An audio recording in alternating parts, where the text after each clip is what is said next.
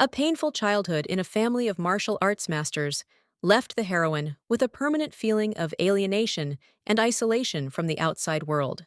When her sister approached her with concern, the heroine barely suppressed a tremor, assuring her that everything was fine, but her inner suffering was obvious. Gradually realizing her weakness, she felt the fragility of her life approaching, and the pain was reflected in her sad eyes. While she struggled with illness, her younger brother confidently went his own way, leaving her behind in the shadow of family expectations. Her destiny as the firstborn expected to be a leader was marred by a weakness that made her an outsider in her own home. During a sudden attack from the Bloody Valley, the heroine's house was filled with screams and panic, and she realized her helplessness. In the chaos of battle, the family looked for the young master to protect them. But at that moment, the heroine felt the cold breath of death. Pain pierced her body like thousands of needles, but finally, she felt that her family's suffering was also coming to an end. When she thought it was her end, suddenly waking up in a new bright place gave her a sense of new hope. In this new life, she felt that the time had come to change her destiny and find her place in the world. The girl wakes up in bed feeling confused and wondering about what happened, as if she cannot believe her feelings. Her gaze fills with surprise. She's alive. But how is that possible? She feels herself checking the reality of her surroundings. Looking around, the girl realizes that her body looks young. Shock fills her. She suddenly notices that she's a child again. Her thoughts become confused. She begins to doubt. Is it possible that she is not dead? Perhaps it was just a strange, frightening dream. Dark memories surface in her mind. She's convinced death was real. It's not an illusion, but what's happening now? Carried away by a stream of clear waters and flowers, the girl remembers how the pain that had haunted her all her life disappeared, preparing her for eternal sleep. Her consciousness is transported to another world filled with radiance and joy, where she floats, watching the life unfolding below. Like a traveler, she sees the secrets of the universe, past and future, and this knowledge opens up to her, filling her with inner light. She remembers places she never knew, and suddenly understands the essence of everything, returning to her body with a new understanding. The girl realizes this is the beginning of a new chapter. Her childish eyes fill with hope as she wonders, what next? The girl suddenly realizes she's returned to childhood. This fact evokes a storm of emotions, but her thoughts are interrupted by a kindly nanny with food. The nanny brings her a plate and happily informs her that something delicious awaits her after her medicine. The girl looks at it with tenderness and surprise. The girl's thoughts are filled with doubts. She realizes she should take the medicine, but she really doesn't want to. Her stubbornness manifests itself in a cute way. Despite the joy of being reunited with her nanny, the girl feels disgusted by the medicine. She struggles with herself, but decides to take it anyway. Having finally overcome the challenge, she breathes a sigh of relief. The nanny praises her, calling her a wonderful child, which makes her embarrassed. The nanny rewards her for her patience with a sweet treat. The girl immerses herself in the moment, feeling surrounded by care and love. The realization that she is being cared for so much evokes a touching emotion in the girl. In these moments, she realizes how precious these simple joys are to her. The girl recalls her past. 7 years of silence and isolation. Her life was empty and cold, like a shell devoid of a soul. Her past was filled with hardship and loneliness. She lived in a body incapable of expressing feelings, which made her existence painful. But now a new path opens before her. She intends to start anew, surrounded by love and care that brings her back to life. The heroine's family tried to wake her up, using a powerful spell called Purification of Matter, which serves to strengthen the body and spirit. This spell helped restore the balance of her internal energy and prepared her body for the future path of martial arts. The family's despair proved justified, and the results exceeded expectations. The heroine felt a change within herself and a renewed sense of strength. While talking with her loved ones, she decided to test her abilities at home, displaying childish curiosity and determination. She asked the nanny for permission to take a short walk, despite her solicitous objections, and got her way.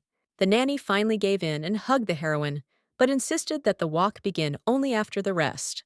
But the girl was persistent, saying that she had to go immediately, and her character clearly showed the will to act. Later, seizing the moment she was left alone, enjoying the freedom and the opportunity to test her thoughts without prying eyes. Before doing this, she made sure that no one was around so that she could concentrate calmly, and her determination noticeably strengthened. Remembering what she had learned while her soul was wandering inspired her to embrace new discoveries and possibilities. A blue glow envelops the girl's hand, filling it with a sense of strength and understanding. The hero realizes that knowledge is the key to understanding. A quiet glow surrounds the young girl. She understands that by gaining new knowledge, she is given the chance to try to change her destiny. The heroine recalls the moment when a boundless universe opened before her eyes. She doesn't understand everything she saw, but she understands the value of the experience. The system informs you about the setting of a convenient viewing mode, promising to provide information in a simplified form for better understanding. The girl suddenly understands the cause of her illness. A sense of new perspective gives her hope and inspiration, and she believes her rebirth was worth it. The heroine's stats appear on the screen. Her health is critically low, and her internal energy is unavailable. She's lost in the flood of new data. Shocked by her low health, the heroine ponders how she can reach the maximum to become stronger. Contemplating the world around her, the heroine realizes that she cannot use her internal energy, which is vital for her path as a martial arts master. Her mind is consumed with anxiety. She doesn't understand how she can achieve her goal if she can't overcome these limitations. Full of determination, the heroine asks herself, how, despite the obstacles, can she realize her dream of becoming a martial arts master? The girl discovers a mysterious warning that exceeding 50 spiritual energy points will result in death within 2 months. She is overcome with anxiety. Determined to survive, she realizes she must lower her energy levels to do so. Her face expresses determination and resignation to the task. She learns that the source of her problem is related to her unfinished study of a dark spell, which leaves her confused and full of questions. Memories remind her of an endless source of energy, a mysterious flower from the greenhouse. Her thoughts begin to clear. The realization of the reasons for her death in her past life overwhelms her. She recalls how her over-investigation of energy led to tragedy. In her visions, her consciousness paints an image of brittle ice, which symbolizes the fragility of her body and excessive spiritual burden. Her body couldn't take it anymore.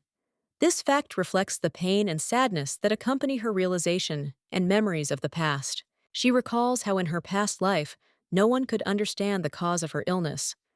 All doctors' attempts ended in failure. She then resigned herself to the inevitability of death, with no hope of salvation. This fills her present thoughts with dark memories. Now she's determined to change her destiny. She knows the cause of her illness and is ready to stay healthy and start a new life. The girl bowing before her loved ones promises that grief will no longer trouble their family. Her resolve becomes a spark of hope in the darkened room. A man against a backdrop of burning landscapes vows to spare his loved ones their suffering. His anger and determination ignite into a blazing flame of struggle. The young heroine is determined to live a long and happy life. Her sincere desire shines through the rays of light, penetrating the garden. With clenched fists, she vows to destroy everything that stands in her way. Her strength and determination transform into a sparkling vortex of energy. Delving deeper into the study of spiritual energy, the heroine enthusiastically leafs through ancient books. Her determination grows along with her knowledge. Holding a magic fan, the girl decides to try to lower her energy levels. Glowing lines of energy envelop her figure. Her health is slowly declining, but her energy is beginning to stabilize. The girl is happy to see the progress, animatedly discussing the results. Inspired by her success, she enthusiastically clears the air in the room. Her movements become rhythmic and rapid, symbolizing her determination. Suddenly, the girl's face turns to fear as she senses something strange. Her eyes widen in alarm, as if sensing trouble. The heroine feels dizzy, as if her consciousness is beginning to leave her, but a spark of determination to not give up remains in her eyes. Ryoan detected a mysterious glow emanating from a strange object. She touches it, but feels dizzy. An interface with her health and energy indicators appears before Ryoan's eyes. She's shocked by her low health and the strange warning. The girl is trying to figure out how to reduce her excess energy. She's confident she can cope if she starts using it actively. Realizing the futility of his efforts, Ryo An wonders how to find a way to rationally manage this mysterious gift. Through the window, she notices how her energy influences nature, purifying the air and revitalizing plants. Her abilities surprise her. Despite the impressive results, the excessive use of energy exhausts Ryan, and she feels even worse than before. She sees the warning again, reminding herself of how difficult it is to manage this gift. Ryan is overcome with confusion and irritation. Trying to find a way out, the girl considers studying medicine. She wants to be useful without exhausting herself. Her thoughts are interrupted by a joyful exclamation. Ryan sees her mother returning home, and her face lights up with happiness. Ryan, overjoyed, rushes to her mother. In that moment, all her worries vanish, and the room fills with warmth and love. Wei Cheng hugs Ryan, asking about the sweet potatoes. The girl joyfully recounts the treat, expressing her sincere gratitude. Ryan invites her mother to try the delicacy, and a slight blush appears on her face. She wants to share the joy of the new taste with her mother. Mysterious writing appears on the scroll, revealing Wei Cheng's characteristics. Her concerns revolve around Rio An's health, happiness, and future. Wei Cheng tells Ryan she needs to eat more, reassuring her that the doctors are taking good care of her. The warmth of their relationship is palpable. She shows her daughter what she brought. Ryan is amazed by her mother's concern, who does everything possible for her well-being. Wei Cheng brings Jasmine to decorate Ryan's room. She emphasizes the importance of creating a comfortable and welcoming environment for her daughter. Explaining the choice of jasmine, Wei says that the flower is not only beautiful, but will also fill the room with a pleasant aroma, enhancing the feeling of peace. She mentions how nature blossomed, marking Ryan's miraculous awakening. Even the withered trees came alive, as if celebrating the moment. Wei Cheng gently touches his daughter's face, emphasizing her beauty. Ryan is embarrassed, but feels the warmth and love surrounding her. The mother remarks that Sungren would probably be happy to see Ryan now. She expresses pride in her daughter, filling the moment with touching tenderness. Ryan notices her mother thinking about something important and realizes it's related to her father. She tries to understand her mother's feelings. The memory transports Ryan to her father, who gently picks her up, reminding her that he would have taken care of her if he knew she was sick. Ryan turns to her mother and promises that from now on, she will do everything to allay her worries. This brings hope and warmth to their conversation. Wei Cheng remembers how she longed to show Ryan to her grandfather. She's excited and hopeful it will be a special moment. Ryan joyfully asks if she can see her grandfather. Her enthusiasm lights up the entire house, filled with love and anticipation. Mom tells Ryan that she should thank her grandfather because he made an important decision that had a profound impact on her life. Approaching his grandfather's house, Ryan wonders what exactly he decided. Wei Cheng announces that she has come to express her gratitude. Danmok, hiding behind the curtain, warmly asks how his granddaughter is feeling, showing his deep concern for her. Rio An is grateful for the opportunity to perform the blood separation ritual, which became a true miracle that changed her life and the fate of her family. Ryan's mother doesn't hide her emotions, realizing that without Danmok's support and Ryan's own determination, this miracle would have been impossible. Wei Cheng consoles Ryan, telling her she should be grateful for the precious elixir he gave her. The girl is surprised by such a gift. Ryan, happily remembering that she was able to recover thanks to the medicine that grandfather Danmok gave her, is filled with gratitude. She goes with her mother to thank Danmok. They pass through a courtyard filled with morning light, symbolizing the beginning of a new life. Ryan is shy and asks permission to go inside. She's excited about meeting her grandfather, whom she's never seen before. Danmok, lost in thought in his room, notices a chill in the air, hinting at a premonition. Ryan, having made up her mind, goes inside. Wei Cheng watches his daughter, proud of her courage. Ryan is filled with anticipation. Ryan thinks about her past life, when she was often sick. She doesn't remember meeting her grandfather and doesn't understand his role in her destiny. The girl sees the silhouette of Danmok, who turns out to be a key figure in the family. His figure is shrouded in mystery, which inspires respect. Realizing the truth, Ryan realizes that Danmok was the family's guardian. But later, he quietly passes away, leaving behind mysteries. The girl begins to doubt. Was something wrong with him? Her footsteps echoing in the silence convey her anxiety and determination to find out the truth. Ryo-an, a girl with sincere eyes, excitedly explores the secrets of power revealed to her. She is determined to learn more. She unexpectedly encounters the head of the Danmak family, who turns out to be her grandfather. This fact astonishes her and fills her with awe. Ryo-an reflects on her family's past, realizing that their greatness was threatened by their failure to protect their legacy. The appearance of Danmak, a gray-haired old man with a determined gaze, surprises Ryan. He asks if she has come with sincere intentions. Ryo-an can't believe her eyes. Her grandfather turns out to be the one who has remained a mystery to her for a long time. Danmak demonstrates the power of his insight by reaching the third level. His ability to analyze and understand amazes his granddaughter. One glance from Danmak raises the level of Ryan's insight. She is stunned by how his experience opens new horizons for her. Ryo-an discovers scrolls previously unavailable to her. They contain descriptions of skills that unlock new possibilities. With her new abilities, Ryo-an realizes that she can now see the quality of items up to level 5, making her stronger. Reflecting on Danmak's failure to reach his full potential, she feels her own journey is just beginning, full of discovery and determination. Ryan, grateful to her grandfather Danmak for the precious medicine, bowed. Danmak explained that he had given the elixir to her because he was unable to use it. Danmak gravely emphasized the value of the elixir, which had been preserved for 10,000 years. Ryan mentally marveled at the elixir's legendary history. The elixir appears as a shining golden ball filled with earthly power, transformed into concentrated yang energy, the grandeur of which cannot be ignored. Danmak reminds Ryan that she faces a great responsibility. He insists that she work hard to live up to the family's trust. Ryan enthusiastically promises her grandfather to do her utmost to live up to his expectations. Her sincere desire not to disappoint brings a warm smile to his face. Using the elixir requires a special energy to harness its power.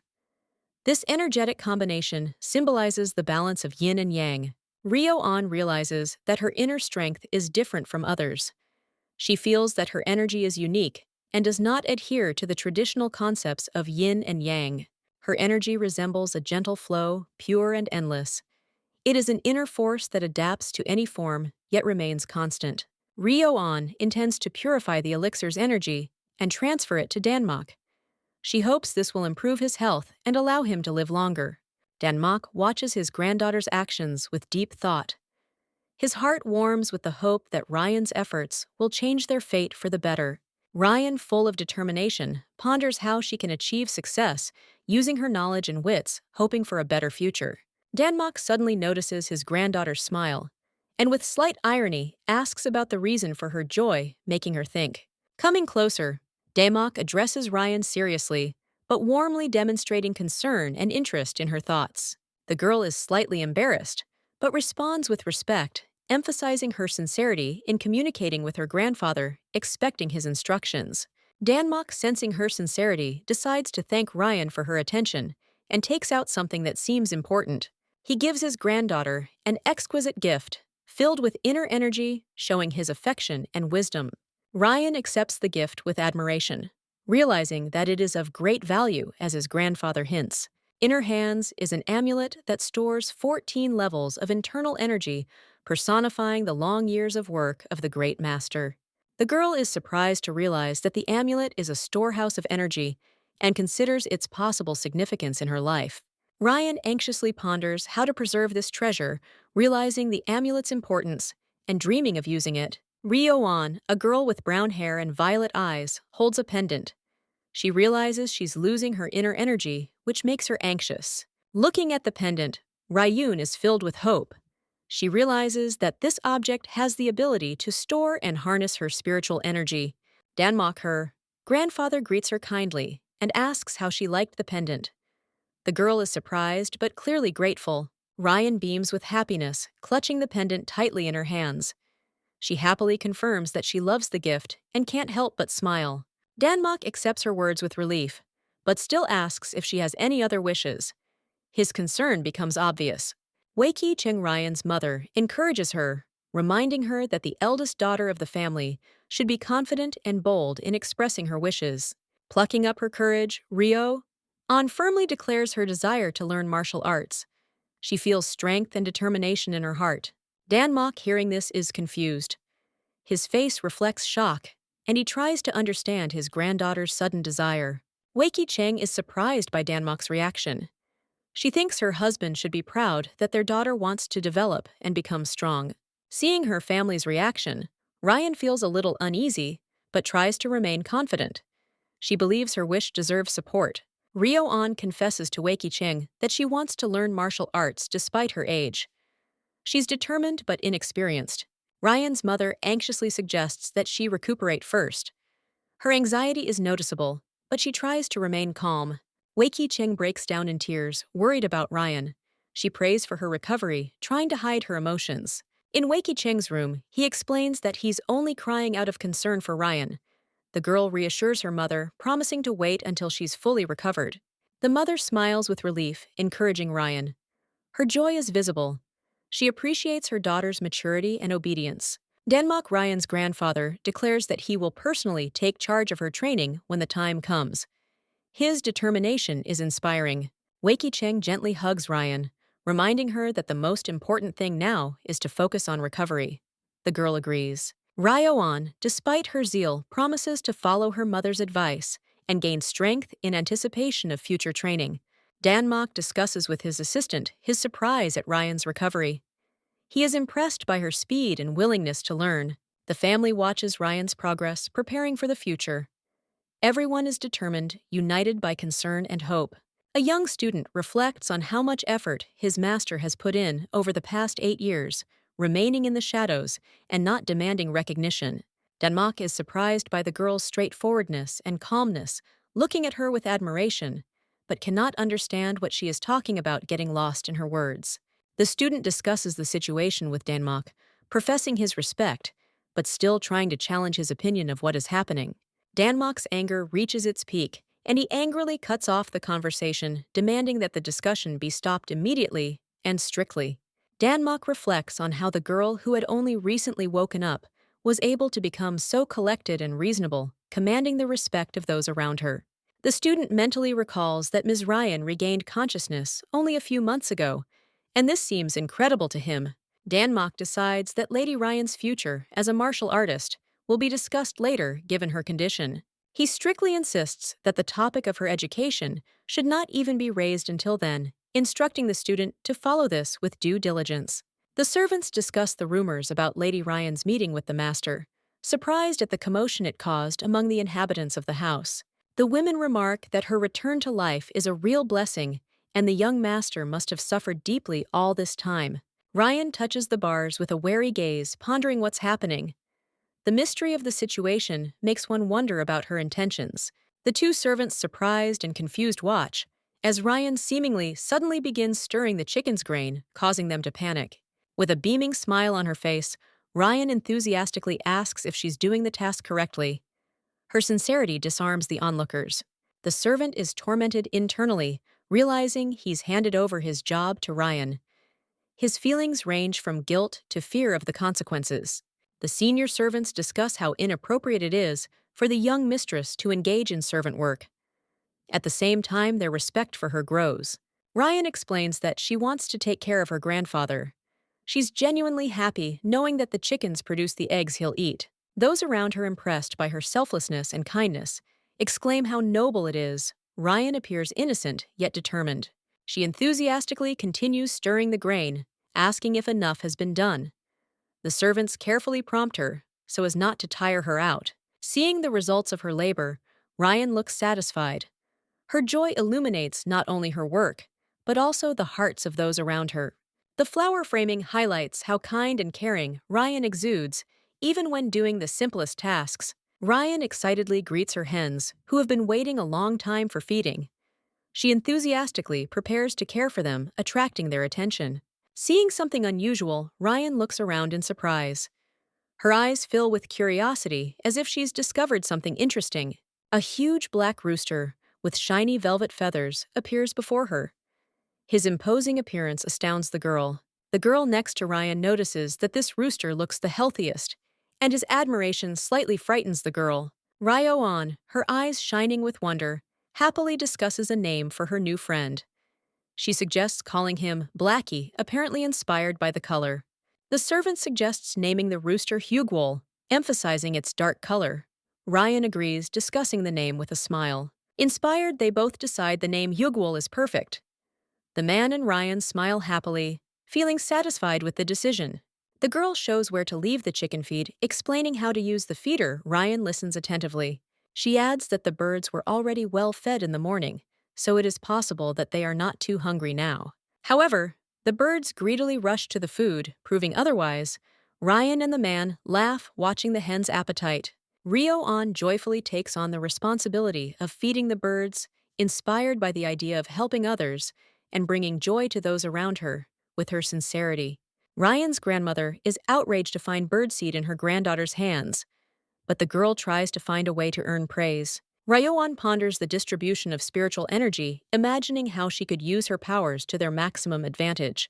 She recognizes the need to clear energy before transmitting it, visualizing this process as filling the vessels. Ryo-on realizes that the new method will not only allow her to regain her energy, but also improve her health, which inspires her. Working with birdseed seems like the perfect opportunity for Ryo-on to apply her new knowledge and develop her skills. The girl enthusiastically mixes the grain, hoping that her actions will benefit and strengthen those close to her.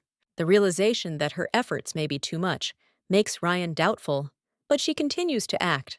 The birds impress Ryan with their appearance, reminding her that her care is paying off, even if she overdoes it. Seeing her work bring joy to others, Ryan gains confidence and continues caring for the birds with renewed vigor. Ryan smiles as she chats with her mentor, watching the chickens. She seems to have won their trust, having fed them heartily. The chickens are peacefully eating their food, and the mentor suggests that Ryun visit the Moonshadow clan. After dealing with the animals, Ryun agrees with determination. Ryo-on dreams of a long life and realizes how many tasks still need to be taken into account to make her plans a reality. Thoughts about her health, family problems, and the strain of martial arts keep Ryo-on worried, making her think about the future. Her mind is overwhelmed by worries about the enemies who once destroyed her family. She feels it's time to take control of the situation. Faced with the potential destruction of her family, Ryo-on decides that without a clear plan, they risk repeating their tragic past experiences. The teacher suggests visiting her grandfather. Ryan agrees, sensing that she might find answers to her inner questions there. Along the way, her gaze stops on a mysterious figure, and a vague feeling flashes through her mind that the child is familiar to her. Suddenly, a glowing scroll opens before Ryan. She is enveloped in mystical energy, and she gains profound insight. Insight raises her level to the 4th star. Now hidden flaws in things are revealed to her, causing surprise and delight. Ryo-on notices a strange boy, who quickly leaves, leaving her wondering who he is and why he seems so unusual. Her curiosity intensifies. She decides to learn more about this boy, sensing that there's something important hidden behind his appearance. The girl decides to take action and asks her nanny to wait for her, rushing after the mysterious stranger so as not to lose sight of him. Ryan catches up with the boy, but he's surprised by her sudden appearance. The girl understands that he won't tell her anything without a reason. She realizes that letting the boy go would be unforgivable, and she quickens her pace, feeling her interest grow into determination. The boy walks along the path, oblivious to his surroundings. His steps are calm, but there's something unusual about his figure. Ryun catches up with him, trying to get his attention, but the boy shows no reaction, as if closed off to the outside world. The girl notices that his face conceals a secret. She realizes that his abilities could be incredibly valuable to her family. Ryo-on is shocked to realize that it is impossible to sense any emotion or energy from the boy, as if he is disconnected from the world. The boy looks at the scroll riddled with synchronization errors. This puzzles him, heightening the enigma of his image. Ryan notices a strange feeling, as if she's seen the stranger before. Her interest heightens, and she asks him to show her face. The stranger, reluctantly revealing his face, surprises Ryan with his calm and enigmatic expression. She recalls a familiar trait. Looking closely at his face, she recognizes a teardrop-shaped mole under his eye. This awakens memories of the past. Ryan feels as if they've met before in a past life. Her gaze fills with amazement and a hint of fear. A sudden vision reveals a stranger's dark figure surrounded by a dark aura. The image evokes a deep tremor in her soul. She recalls leaving a familiar place in a past life pursued by enemies. Exhausted, she searches for a way to escape. Ryan's heart beats so hard, it feels like it's about to burst. Fear and fatigue mix with the desire to move on. At a critical moment, she falls into the arms of a mysterious stranger. His confidence seems her only salvation. With difficulty gathering herself, she offers her valuable thing in exchange for his help in reaching a safe place behind the mountain. The stranger agrees to help. He and the warriors agree to escort Ryun, maintaining a mysterious and menacing calm. A man in a black kimono, sword in hand, glares at his opponent. His gaze is stern, and his words express displeasure at his interlocutor's insolence. The focus shifts to a young warrior with long black hair. His calm, cool gaze emphasizes the confidence in his own words. Ryan, frightened and weakened, falls to the ground begging for help, but the warrior continues on, ignoring her. Broken and alone, Ryan watches his retreating silhouette. She silently begs him to stay, feeling abandoned. Later, someone from a powerful clan discovers her. She barely survives, having endured terrible ordeals that have left their mark. Years pass. Ryan learns who saved her that day. This person becomes an important figure in her life, giving her strength. He was the head of the Myo-chan temple, a man of stern appearance and decisive character. His arrival marked a new stage in her life. Ryo-an is shocked. She realizes that this man was the same one who once passed by, leaving her on the brink of death. Memories overwhelm her. Questions swirl in her head about whether their paths were connected, even before she joined the temple. The warrior dryly replies that he is visiting another temple, leaving the girl slightly confused. Ryan, surprised, declares she's not trying to convert anyone, trying to justify the sudden misunderstanding. Her expression of naive fear evokes a smile. Ryo-an suddenly realizes the scale of events and notes, with admiration, that her new acquaintance is capable of creating a great cult in the future. Hwaryun, the leader of a small temple, took charge of his work early. His thoughtful gaze and silhouette against the dark forest emphasize his responsibility. The young leader works hard to fulfill his duties as the head of the temple and spiritual guide, despite all the difficulties that face him. He manages to achieve incredible heights in martial arts, accumulating many impressive victories symbolized by his battle-hardened sword. Ryo-an understands that having met such a person, she must hold on to him. She exudes determination as she considers her next steps. A conversation ensues between them. Ryan asks his name with a smile, surprised by Hwaryun's straightforwardness and mysteriousness. The girl irritably insists that he state his name, which elicits a restrained reaction from the boy. He finally introduces himself as Hwaryun. Ryan reveals in conversation that she is 8 years old, and Hwaryun replies that he is only 6. The contrast in their ages creates an innocent, friendly atmosphere. The girl reflects on his martial arts, realizing that even her abilities prevent her from recognizing his true potential. She senses a strength within him that surpasses ordinary expectations. Ryan reflects on Hwaryun, recalling his past actions. She is convinced that despite his age, the boy is capable of changing for the better. Full of determination, Ryan realizes the key step is to befriend Hwaryun. She bows with a smile, demonstrating her sincerity. Hwaryun looks at Ryan warily, unsure what she's up to. His expression betrays surprise and slight disbelief. Ryan shows Hwaryun a mooncake, explaining that it is a reward for her good appetite, but she wants to share it with him. She notices that Hwaryun's hands are dirty and wonders how best to give him the gingerbread to keep it clean. Without waiting for a reaction, Ryan holds the gingerbread cookie right up to Hwaryun's face, smiling and urging him to try it. Seeing her genuine smile, Hwaryun hesitates slightly, but takes a piece of gingerbread anyway. His gaze becomes less cold. Ryan asks him if he liked the gingerbread, and happily shares that she really likes it too. Hwaryun reluctantly agrees. Ryan's smile widens, inspired by Hwaryun's positive reaction. A budding understanding can be felt between them. Suddenly, Ryan sternly rebukes Hwaryun for disrespecting his elders, lightly slapping his arm. Her change in tone confuses him. Ryan mockingly remarks that despite Hwaryun's future leadership, he's not mature enough right now. Her gaze betrays a hint of reproach. Hwaryun has a mark on his head from the blow, and he looks around in confusion. His reaction is one of embarrassment and mild bewilderment. Ryan worriedly notes that the blow wasn't hard and asks if Hwaryun is really in pain. He sheepishly replies that everything is fine. In response to this, Ryan suddenly unleashes another blow on Hwaryun, accusing him of showing disrespect, thereby increasing the emotional tension. Ryan adds in a stern tone that Hwaryun must treat her with respect. Her words are insistent, emphasizing her desire for dominance. Hwaryun suddenly smiles, finding the situation amusing. His warm reaction leaves Ryan slightly confused and embarrassed. Ryan begins to doubt whether she overdid it with the blow, because Hwaryun's reaction seems strange and unusual to her. She asks Hwaryun worriedly if everything is all right, looking at him closely. Hwaryun displays good-natured restraint. A servant interrupts them, announcing that it's about to rain and urging them to go back inside. His words add a slight sense of urgency.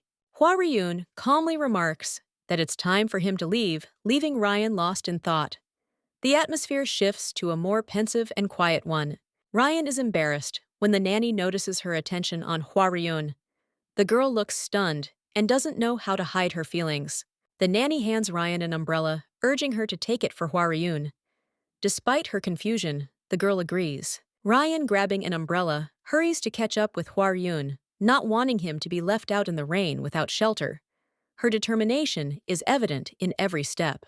She hands the umbrella to Hwaryun, a hint of excitement etched on her face. He accepts the gesture with a hint of confusion but gratitude. Ryan confesses to Hwaryun that she comes every morning to feed the chickens. She invites him to meet at the same time next time. Hwaryun agrees to her proposal, promising to come. His calm gaze and confidence give the moment significance. Ryan and the nanny watch as Hwaryun leaves, and the girl watches him with a slight smile, trying to hide her excitement. The nanny notices how much Ryan is worried about Hwaryun, noting her tender attitude towards him, which brings a warm smile to her face. The nanny advises Ryan to be kinder to Hwaryun the next time they see each other. The girl accepts the advice with a serious expression. Ryan resolutely agrees, promising to follow the advice. Her eyes glow with anticipation of their future meeting. Ryan walks through the forest, looking thoughtfully at her feet. She reflects on how, despite the difficulties, she can't see anyone as a bad person. The forest surrounds Ryan with a soft light. Her eyes light up with determination as she feels she can give this world and its people a chance at a new life. She sees a figure standing under an umbrella in the rain. The thought that she still has much to accomplish in this life begins to dawn on her. Danmok sits in his room, wondering if Ryan really wants to learn martial arts. He looks at his granddaughter appraisingly. Ryan confidently replies that this is her sincere wish. Her face lights up with joy, full of hope and enthusiasm. Danmok is surprised by her persistence. He sighs heavily, trying to understand his granddaughter's motives. However, a slight smile can be seen in his gaze. He wonders if her daily presence is changing his mind. Danmok hesitates, but begins to soften. Ryan sincerely explains that her goal isn't to persuade her grandfather, but to spend time with him. Her words touch Danmok, making him think. She mischievously declares that she wants to have tea with him. Her cheerful expression and playful tone fill the atmosphere with warmth. Finally, Ryan offers to make tea for her grandfather herself. Her enthusiasm brings a smile, and a genuine rapport develops between them. Danmok, rubbing his forehead, sighs heavily, clearly losing strength. He allows Ryan to do as she sees fit, demonstrating his weariness and trust. Danmok is lost in thought as he watches the tea pour into the cup. He reflects on recent events and remembers that Ryan used to be clumsy. Ryan deftly pours the tea, her movements full of grace and confidence. Danmok is amazed at how gracefully she handles the task. Danmok looks at Ryan in surprise, wondering if her actions could be the result of a blessing. His mind and heart clash. Ryun reverently offers Danmoku a cup of tea, addressing him with respect. Her eyes reveal a desire to help and do something important for him. Danmok, accepting the cup, expresses gratitude. His face lights up with a rare smile, as if at a small but significant victory. The taste of the tea unexpectedly surprises Danmok. He ponders why this tea seems so special to him, even though he's never experienced anything like it before. Danmok realizes that the same tea leaves were used as before. However, he feels as if he's drinking a completely different beverage full of freshness. Danmok, leaning over the bowl, tries to catch the nuances of taste, realizing that this tea contains some secret that amazes him. Ryan looks happily at her grandfather and asks if he liked the tea. Her face glows with hope, and Danmok feels the warmth of her care. Ryan diligently tries to impress her grandfather, Danmok. At first, Danmok warmly acknowledges her efforts and sees how much she resembles his son. He finds himself remembering his youth and the bright moments of his past through her sincere smile. Danmok's thoughts take him back to a time when his son was just as cheerful and energetic. This moment fills him with pride and a slight sadness, for everything changes. But the warmth of family ties remains unchanged. When Ryan returns to reality, she enthusiastically invites her grandfather to try her special rice cakes. She's sure it will be a pleasant surprise for him, as she puts so much care into making them. However, Danmok, looking at the prepared pies, experiences mixed feelings. Their appearance leaves him perplexed and apprehensive, but he conceals his emotions for the sake of his beloved granddaughter. Ryan, beaming with joy, recounts the long and hard work she put into her culinary creation. She emphasizes the health benefits of the buns, hoping her efforts will be appreciated. Danmok cautiously tastes the treat, but the taste leaves him slightly uneasy. Nevertheless, he praises his granddaughter, knowing how important his approval is to her. His words instill confidence and joy in her. Ryan is overwhelmed with joy at having pleased her grandfather. She cheerfully asks him about his sleep and enthusiastically expresses her willingness to cook him something else delicious. Despite the challenges to her culinary skills, Danmok suggests focusing on martial arts training. He reminds Ryan of the importance of balancing her family responsibilities with her training. A few days pass, and Ryan visits her grandfather again. Her energy and enthusiasm once again fill his home. Danmok accepts her visit with a smile, relishing the moments their bond provides. Danmok warmly acknowledges that Ryan reminds him not only of his son, but also of his own values and life's journey. Their interaction becomes a symbol of the continuity of generations and the strength of family ties. Danmok tensely tastes Ryan's dish. His expression is a mixture of confusion and anxiety. Sweat is making his face glisten and his lips are trembling. He's clearly fighting the urge to tell the truth, lest he hurt his granddaughter. But the taste of the dish puts him in an awkward position. Danmok, still embarrassed, suppresses a cough and awkwardly comments on the taste, lest he offend Ryan. Behind him stands a satisfied girl beaming with joy at the thought of pleasing her grandfather. She believes in her success, and this only intensifies Danmok's internal struggle. Inside, Danmok decides that for a moment, like Ryan's wedding, he will hire the best chefs to ensure the celebratory meal lives up to her efforts. His thoughts are filled with love and care, but his gaze remains focused on the cup he holds, hiding his embarrassment. Ryan notices Danmok's reaction, but she remains confident of her success. Danmok, however, breaks down and barely suppresses another cough.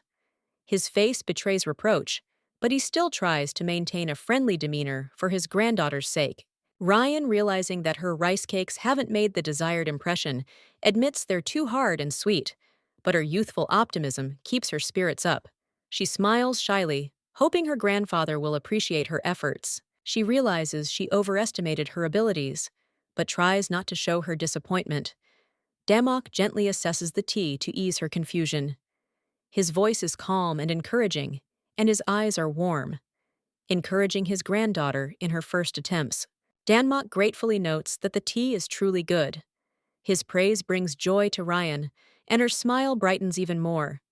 She decides to make tea more often from now on, because her grandfather appreciates her efforts, and that's what matters most to her. Danmok understands how important it is for Ryan to be helpful and to receive praise. He offers her a well-deserved reward for her efforts, further inspiring the girl. His voice is calm, and his gestures are full of care, creating a moment of trust and joy. The room is filled with a bright atmosphere. Ryan and Danmok sit at the table, surrounded by comfort. Danmok smiles, and Ryan content and happy beams at his words. For the girl, recognition of her efforts is the most important thing, and her happiness illuminates everything around hers. Ryan looked at Danmok in surprise upon hearing about the reward, and he suggested she voice her wishes. The girl paused, sensing her grandfather's sincere concern for her, eager to help her fulfill her dream. Danmok pondered Ryan's possible requests, suspecting she might ask for something related to Hua Ryun, the boy she had begun to spend a lot of time with. His words reflected an understanding that the girl valued her loved ones. Remembering Hua Ryun, Danmok described him as a child forced to survive among merchants, helping them with small chores and carrying their luggage. This emphasized the difficult fate of the boy who found himself part of their world. Ryan watched her grandfather as he considered what he could do for Hua Ryun, Danmok. Considering the boy had nowhere else to go, decided that allowing him to accompany his granddaughter would be the best option. Having collected her thoughts, Ryan declared that she most wanted to study martial arts. Her eyes shone with enthusiasm, and her sincere desire surprised Danmok.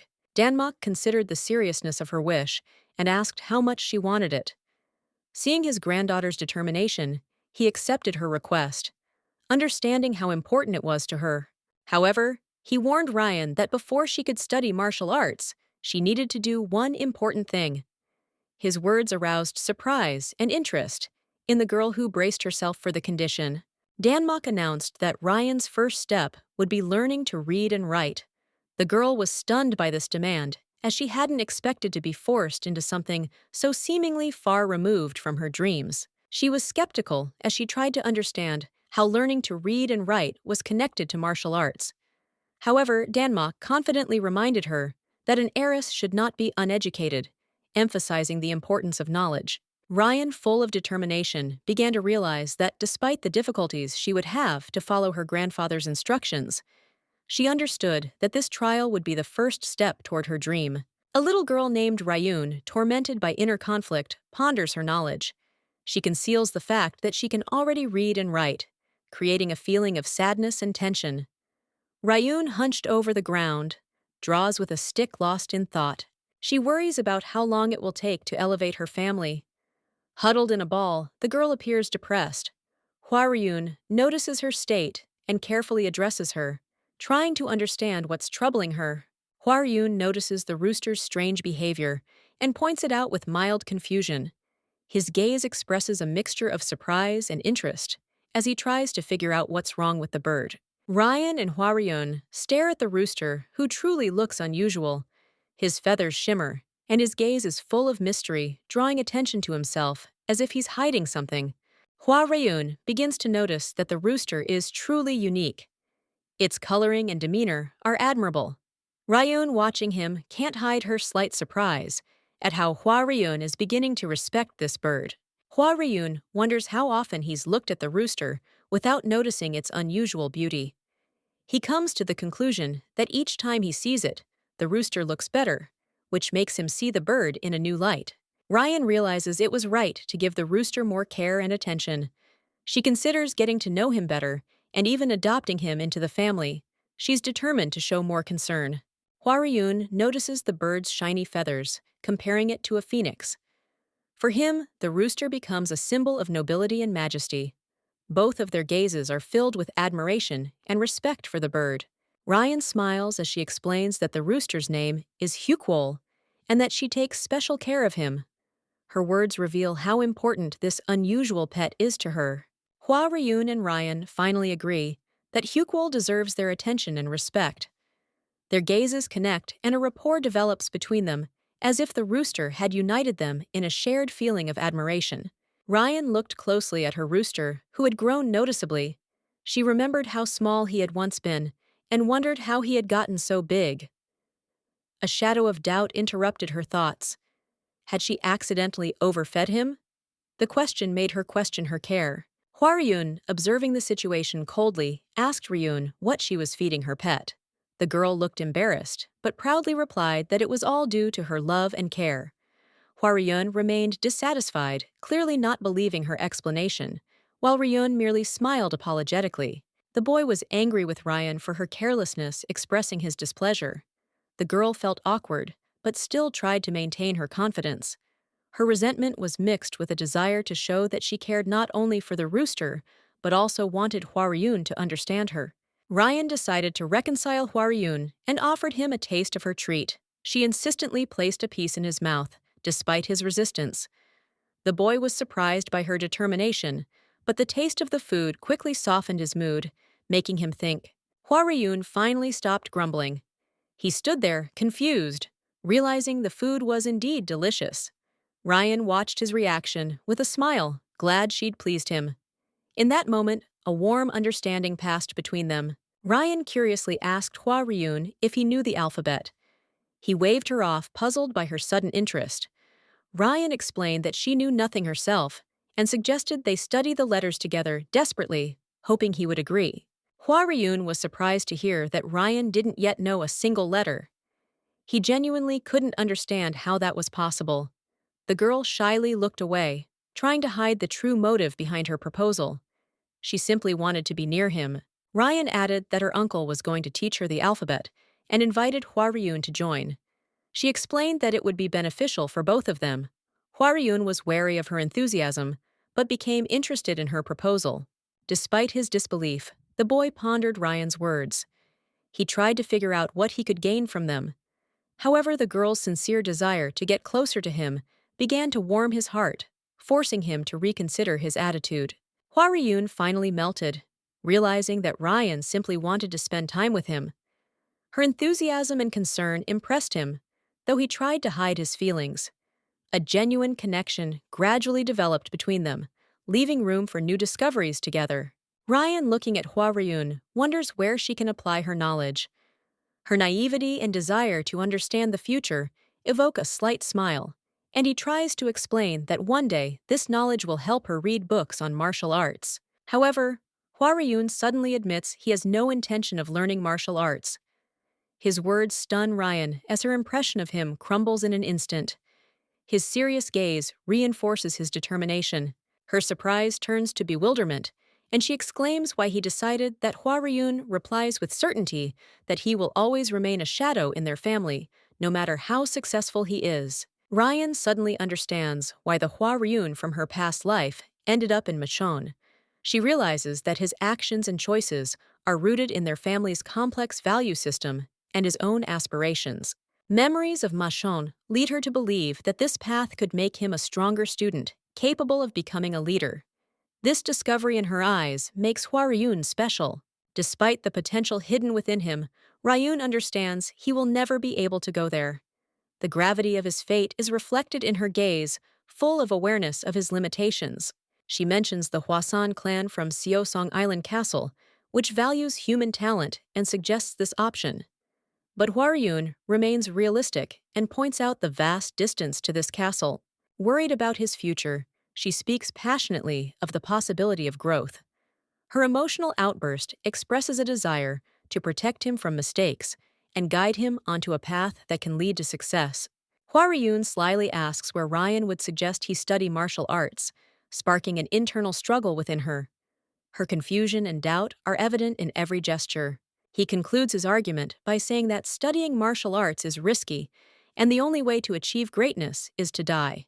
Instead, he chooses a long life, leaving Ryun to ponder his words. Huariyun watches Ryan with disapproval, kneeling as if in despair. The girl is at a loss, and the red background emphasizes the tense atmosphere. Ryan desperately searches for a way to convince the boy, but it seems her attempts are in vain. Panic grips Ryan as she realizes her words have no effect on Huariyun. Her face contorts with horror, and she clutches her book tightly, wondering why he's being so stubborn. Meanwhile, Huariyun maintains his composure and merely watches, arms crossed. Huariyun bluntly states that he doesn't like Ryan's behavior, asking her to change her ways. His calm and confident tone contrasts with her confusion. Hearing his words, Ryan begins to reconsider her actions. Ryan approaches Huariyun with an important question, trying to figure out why he's unwilling to learn how to protect himself from danger. She mentions the threat posed by the Blood Valley assassins and hints that knowledge could make him a great martial artist. Huariyun dismisses Ryan's suggestions, explaining that even if he's in danger, the masters will always protect him.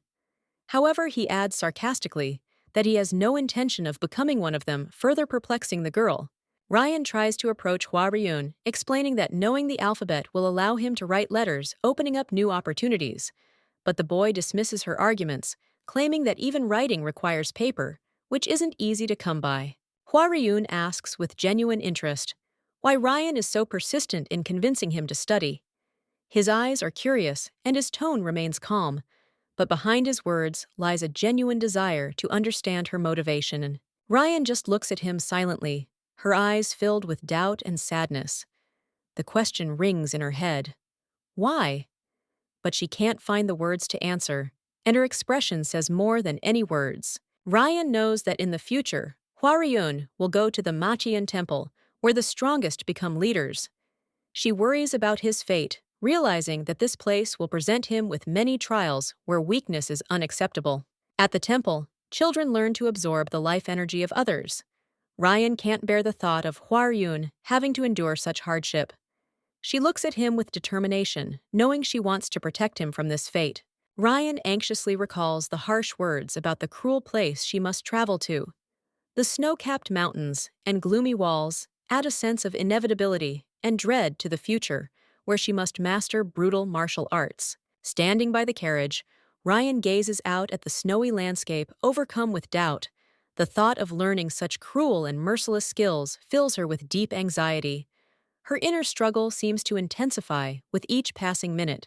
Meeting Hua Ryun, Ryan expresses her desire to prevent the tragedy she believes will occur if he leaves her words ring true, filled with the fear of losing someone close to hers. She decides she can find a way to keep him close. Ryan suggests studying together, knowing it will be a chance to maintain their connection. Her thoughts are filled with hope, as this is her way to save them from separation. Ryan explains to Hua Ryun that if he agrees to write with her, he will be accepted into the family and they will remain together. The girl realizes that her plan is an attempt to preserve what is dear to her. Hua Ryun doubts her proposal, but his calm expression conveys a hidden willingness to listen. He looks closely at Ryan, his eyes revealing a desire to understand her motives. Hua Ryun finally agrees. This unexpected decision delights Ryan, her eyes shining with happiness. She feels her efforts have not been in vain, and her inner tension gives way to relief. Ryan is thrilled that they will now be studying together. She's overwhelmed with joy, and Hua Ryun, though he looks slightly embarrassed, embraces her enthusiasm. Their shared goal becomes a symbol of their bond. Recalling this moment, Ryan feels a sense of peace. She reflects on how wonderfully everything turned out and enjoys the warmth of the home. The landscape around her speaks of a new beginning. However, her calm is interrupted by a surprise. She is surprised to find something in the room. Ryan's face expresses confusion as she wonders about the nature of her discovery. Ryan is surprised to notice an unfamiliar boy standing next to her mother, Weiqi Cheng. She's at a loss to understand why this boy is so close to her mother. The setting is filled with vibrant colors and warm lighting, adding a sense of mystery to the scene. Weiqi Cheng explains that she invited a boy named Bia to their home because he's the same age as Ryan, and it would be beneficial for them to study together. Her smile radiates kindness and concern, which somewhat softens Ryan's surprise. The boy introduces himself as Bia and sheepishly remarks that his name is beautiful. His modesty touches those around him. Ryan watches the situation with confusion, but gradually begins to feel interested in his new acquaintance. Bia sincerely promises that he will strive to live up to Weiqi Cheng's expectations. His confident smile fills the room with warmth, evoking mixed feelings in Ryan, ranging from bewilderment to mild sympathy. Weiqi Cheng expresses hope that Ryan and Bia can become friends. Ryan doesn't have time to say anything, feeling the situation spiraling out of her control. This causes her to protest internally, but she watches silently. An energetic boy runs up to Ryan. He greets Weiqi Cheng enthusiastically, clearly not forgetting to express his joy at meeting Bia. His sincerity makes even Ryan smile. The boy, who turns out to be her younger brother, shyly promises to do his best and bows deeply. His amused demeanor makes Ryan smile, and the atmosphere becomes increasingly relaxed. Weiqi Cheng reminds Bia that Ryan is like an older sister to him now, and that's what he should call her. This statement leaves Bia with a mixture of embarrassment and joy, while Ryan is still trying to comprehend what's happening. Bia embraces Ryan with genuine delight, calling her sister. Ryan is embarrassed, but she feels the warmth of his gesture, and her heart begins to warm a little. The atmosphere becomes filled with joy and mutual trust. Ryan welcomes her new friend and brother. Her previous doubts give way to the joy of meeting someone new, and the smiles of everyone confirm that their friendship is just beginning. Ryan remembers her younger brother Bia fondly. She notes that he was always there for her during the most difficult moments of her life, even when she was ill and growing weaker. This realization fills her heart with warmth and tenderness. Recalling her brother's reunion after a long separation, she sees his joyful face and genuine smile. Bia radiated light and energy, embracing her with genuine joy. She feels his love and care fill her with renewed strength. Ryan gratefully notes that despite her grave condition, Bia never left her side, supporting and caring. Even when she was losing hope, his presence restored her confidence, and their bond grew stronger with each passing day. A memory flashes back to the moment when Bia tearfully begged her not to leave him alone. His words about how important her life was to him inspired in Ryan the resolve to fight and recover for the sake of her family. She admired his abilities and energy. Bia, though younger than her, possessed enormous potential and a strong spirit. His concern for his sister and sincere desire to make her happy always inspired her. Ryan hopes that their fates will be happier in this life. She dreams of many years spent with her brother, filled with the joy and warmth of family love, without the loss and suffering of the past. They spend time together, savoring every moment. Ryan sees Bia growing in confidence, and she's pleased to be a role model for him. She feels stronger, knowing he's always there. When Ryan invites Bia to call her by her first name, she sees his eyes light up with joy. This gesture brings them even closer, strengthening the trust and sincerity in their relationship. Ryan's mother, Wei Cheng, smiles and supports this initiative, noting that it will improve their interactions. She encourages their mutual understanding, reminding them how important it is to be each other's support system. Bia proudly calls her by name, and Ryan feels their connection deepen even further. This moment symbolizes a new chapter in their lives, full of happiness, hope, and love. A young man with long brown hair inspires children in a blooming garden. His gaze is full of kindness and determination, and a soft light spills around him. He holds an ancient scroll inviting his students to write complex characters, symbolizing important virtues. The child shouts out an answer, enthusiastically, sitting among his classmates at low wooden tables. The room is filled with warmth light streaming through the windows, creating a feeling of comfort and concentration. The teacher smiles softly, watching the students diligently. The violet-eyed girl, Ryan, looks worriedly at the boy next to her. She wonders how he's coping with the task, since she was the one who convinced him to join the lessons. Her face expresses concern, but also tender concern. After class, the children display their scrolls covered in neat hieroglyphs. The teacher approvingly commends their efforts, and a gentle breeze catches the sheets, creating a mesmerizing movement around them. The atmosphere is filled with a sense of achievement and harmony. The teacher shares his wisdom with his students. He speaks of the majesty of the Gomul sword, known as a symbol of power, and the sacred beads that shine like stars. The children listen with bated breath, their eyes ablaze with curiosity. The teacher radiates calm and confidence. The boy asks with genuine interest about the meaning of the shining beads. The teacher cheerfully explains using hand gestures. His energy is infectious, creating an atmosphere where even complex ideas become easily understood. The teacher laughs, assuring them that it's okay if the students don't know everything yet. His genuine laughter brings smiles to the children's faces. He promises to tell them everything they need to know, adding a touch of levity to the learning process. Ryan wonders inwardly if it's a waste of his talent to sit here and teach children to write, instead of accomplishing great things. Her inner monologue reflects admiration mixed with bewilderment at his choice. Guilt wells up in the girl's mind. She feels like the teacher is acting this way because of her worried about her future.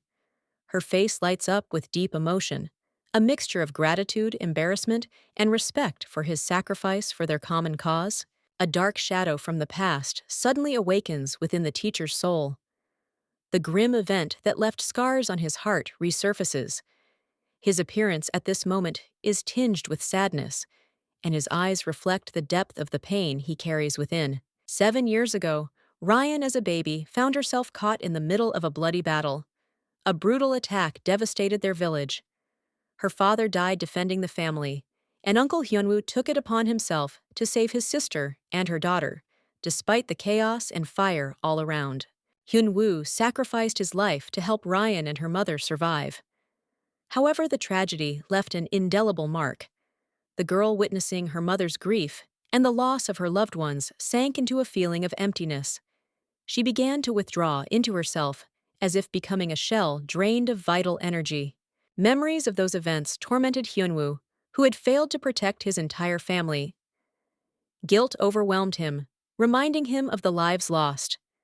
He felt he could never be as strong and protect Ryan as her father would have done in his place. Uncle tried to hide his anguish behind a kind smile, but his gaze betrayed his inner struggle.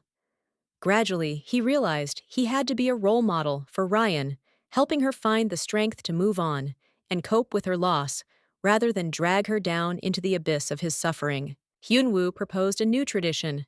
They would write letters to each other to share thoughts and build trust. The children welcomed the idea, seeing it as a way to stay connected.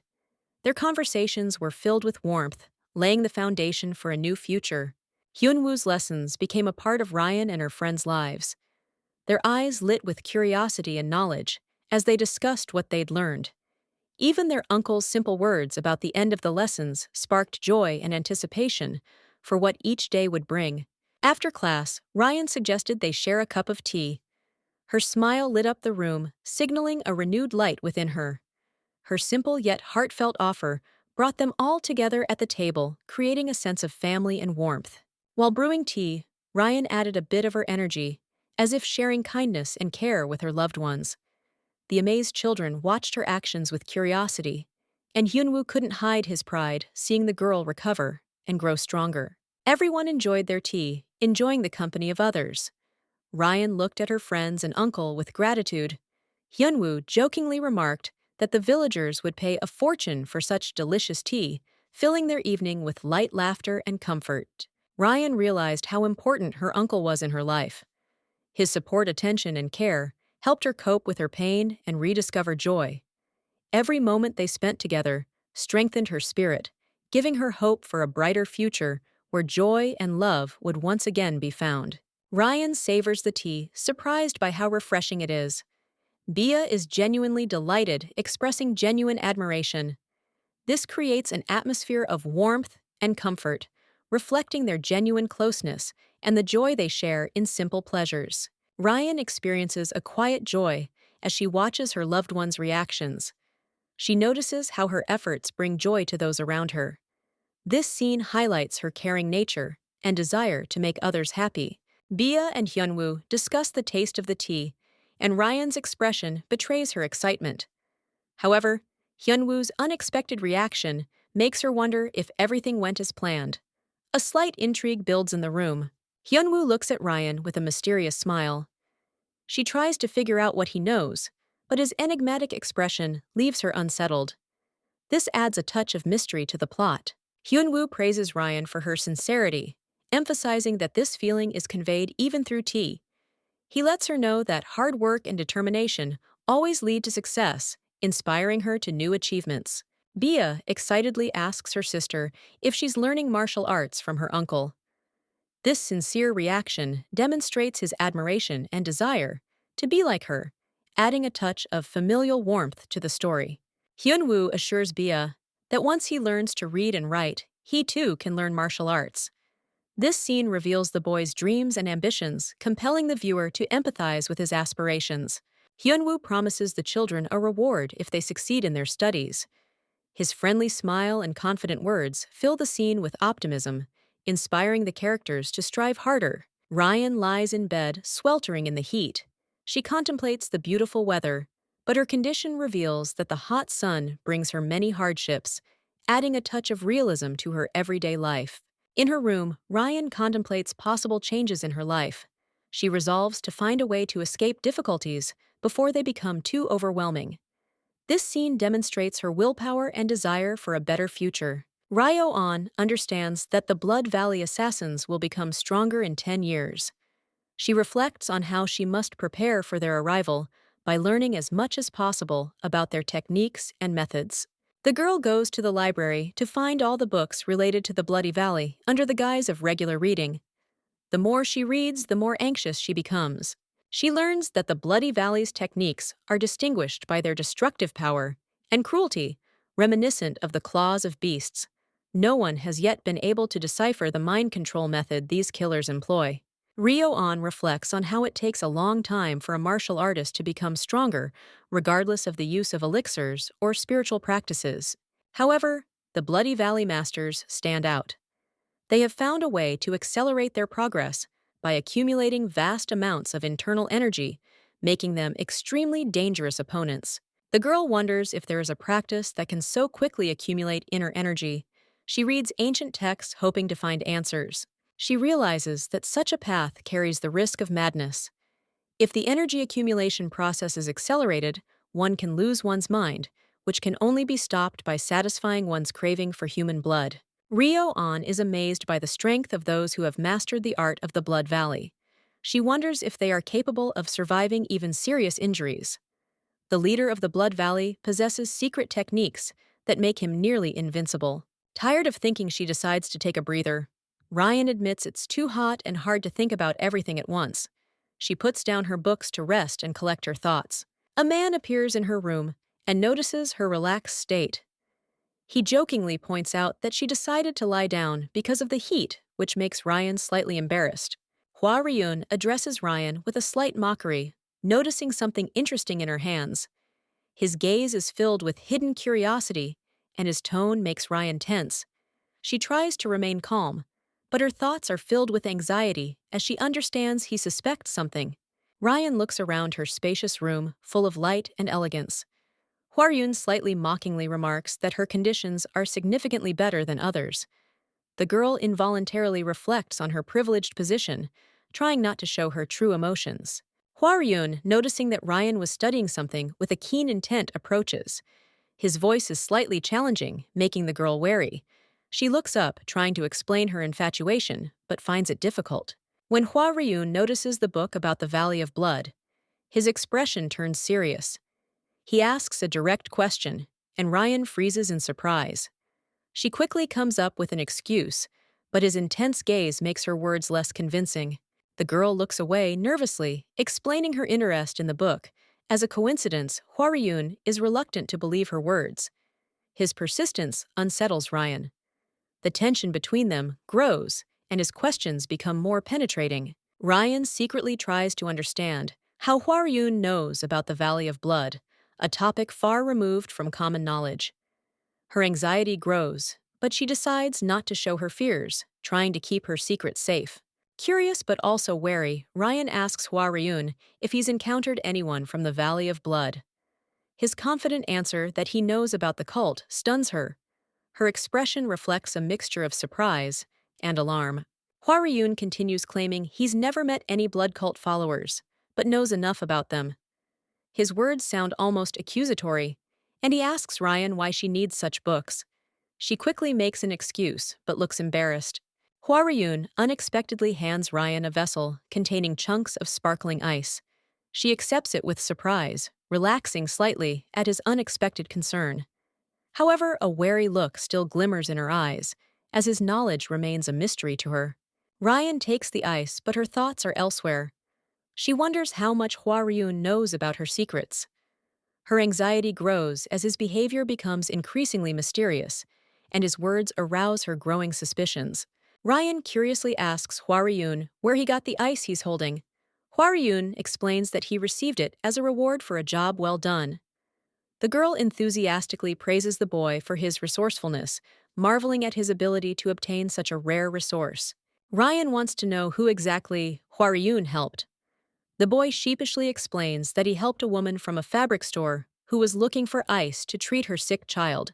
Her gratitude prompted the gift.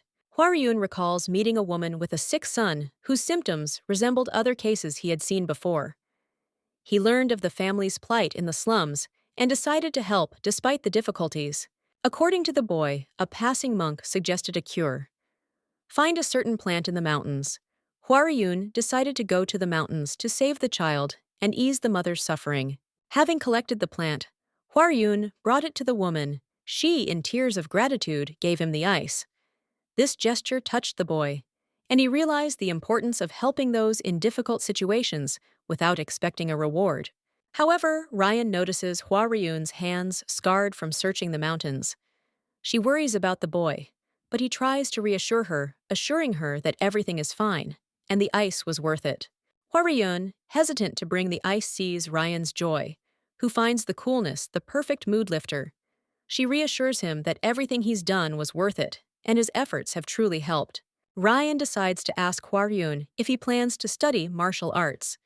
His unexpected excuse that he hasn't yet learned all the letters makes her smile and admire his clever answers. Ryan suspects Huariyun has long since learned the letters, but prefers to joke about it. She wonders why the boy chose this explanation, finding hidden meaning and kindness in his words. Huariyun's calm and kind demeanor makes Ryan see him as an unusual friend. She understands that his actions are driven by a sincere desire to help others, despite his own difficulties. Huariyun, looking back on his path, considers that perhaps abandoning martial arts will spare him a dark future.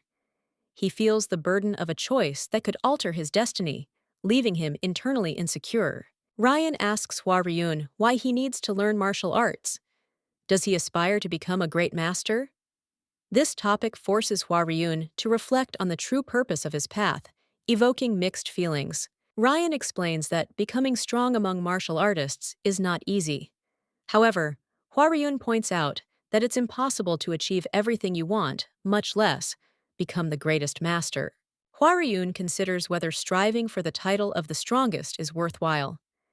He concludes that if becoming a master is the only goal, it seems pointless to him as there are other important things. Ryan supports Huariyun, saying that becoming a great master isn't necessary. Her sincere words fill him with warmth, and she shares her vision of happiness that doesn't rely on strength. Ryan confesses that she wants to live a long and happy life with her loved ones. This touches Huariyun's heart, making him think about protecting those dear to him if someone tries to take away everything important. Having acknowledged his fears, Huariyun resolves to become strong enough to protect his loved ones. Ryan laughs, trying to encourage him, adding a light-hearted touch to their conversation. Huariyun notes that if threatened, he'll turn to his friends for help.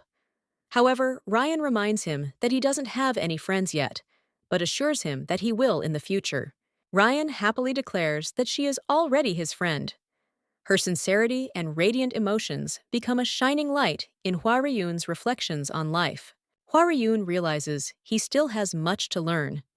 He understands that protecting and caring for loved ones is far more important than simply becoming the strongest, which further strengthens his spirit. Ryan, with a beaming smile, expresses her gratitude and sincerity. She says her strength grows simply by being near Huariyun. Her warm words demonstrate how much she values his presence, and her joyful attitude fills the atmosphere with light and harmony.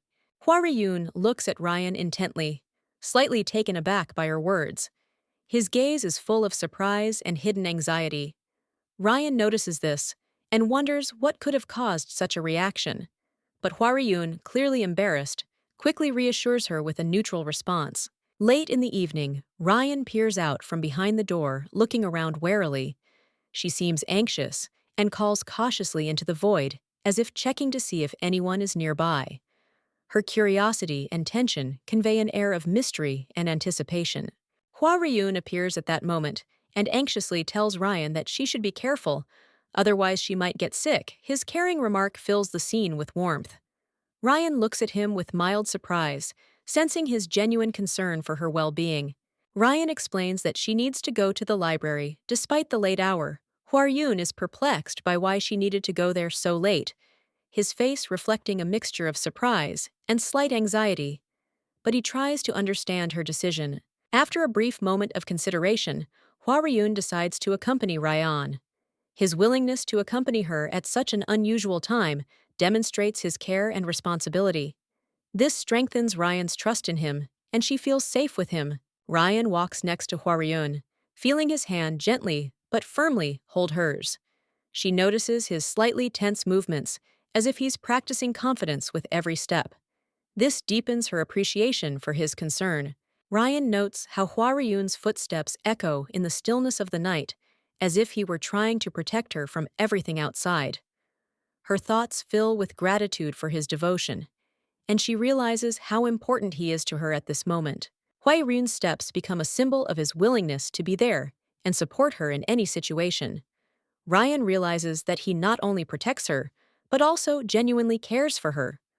A new confidence is born in her, that with him, she can overcome anything. Ryan wondered if she could help Uncle Hyun. Her thoughts focused on her unique abilities, and she realized she could see other people's weaknesses. She felt a desire to use her skills to do something important for someone close to her. Among her abilities, one that stands out is deep insight, which allows her to spot hidden flaws. Hyunwoo's image appears before her, and she sees his insecurities in certain areas. Her second ability, correcting these weaknesses, inspires her to take action. Rian imagines her two powers combining to help correct Hyunwoo's mistakes and shortcomings. Her dreams of how she could be helpful come to life in her mind. She feels a connection with her uncle as stars of hope light up in her mind. While observing Hyunwoo's training, Ryan notices his mistakes in walking technique. She realizes his movements need improvement and decides to use her abilities to help him move more confidently. Ryan approaches Hyunwoo and, focusing her energy, begins to analyze his steps. She notices that his weight is shifting unevenly, causing him to lose his balance. These observations inspire her to explain the proper technique in detail. She demonstrates how to smoothly shift your weight onto the back of your legs to make your steps lighter and more stable. Her voice is confident and her movements are precise. Hyunwoo watches intently as Ryan imparts her knowledge, amazed by her skill. When Ryan finishes explaining, she takes a demonstrative step. Her movements are graceful, as if filling the surrounding air with magic. Hyunwoo is amazed by her ease, realizing that his niece possesses an unusual talent. Seeing Hyunwoo attempting to replicate the steps, Ryan feels a sense of pride. His efforts are becoming more successful, and she notices his growing confidence. Her help has been key to his progress, and she's glad her efforts are paying off. Hyunwoo, overwhelmed by the results, thanks Ryan. His words are sincere and filled with recognition of her efforts. Ryan is embarrassed, but joy flares within her. She realizes that her abilities are truly important and can be useful. A strong bond develops between them. Ryan feels that her gift is not only a strength, but also a responsibility. Inspired by her ability to help Hyunwoo, she resolves to improve herself to support her loved ones in the future. Ryan found herself at the vault door with Hyunwoo. The girl stepped forward confidently, while her uncle asked in amazement why she had come at such a late hour. Concern showed on his face, but he didn't dare stop her, merely watching her actions cautiously. Finding herself in the disorganized room, Ryan looked around carefully. Hyunwoo sheepishly apologized, claiming it hadn't been cleaned in a while. However, she didn't care. Her goal was clear, and she simply said she wanted to check something, despite his confusion. The girl resolutely headed toward the shelves of documents, and Hyunwoo followed closely behind. He couldn't figure out why she was there or what she was looking for. Her gaze slid over the papers as she tried to find what she needed, completely focused. Ryan found the document she was looking for. She stared at it in silence, trying to grasp the true state of affairs. Her eyes widened with the realization of the gravity of the situation, and she felt she must now do everything she could to understand it. Thoughts of help that could only be expected up to a certain point surfaced in her mind. She realized that relying on strangers was indefinite. Her family needed her efforts, and she decided she had to verify the true state of affairs. The next day, Hyunwoo noticed that Ryan looked tired. Her younger brothers worriedly assumed she might be sick. They looked at each other, trying to figure out what was going on, and desperately searched for a way to help her. One of the brothers suggested that she might feel better if she gave him flowers. He thought a branch from a blossoming cherry tree might bring her joy.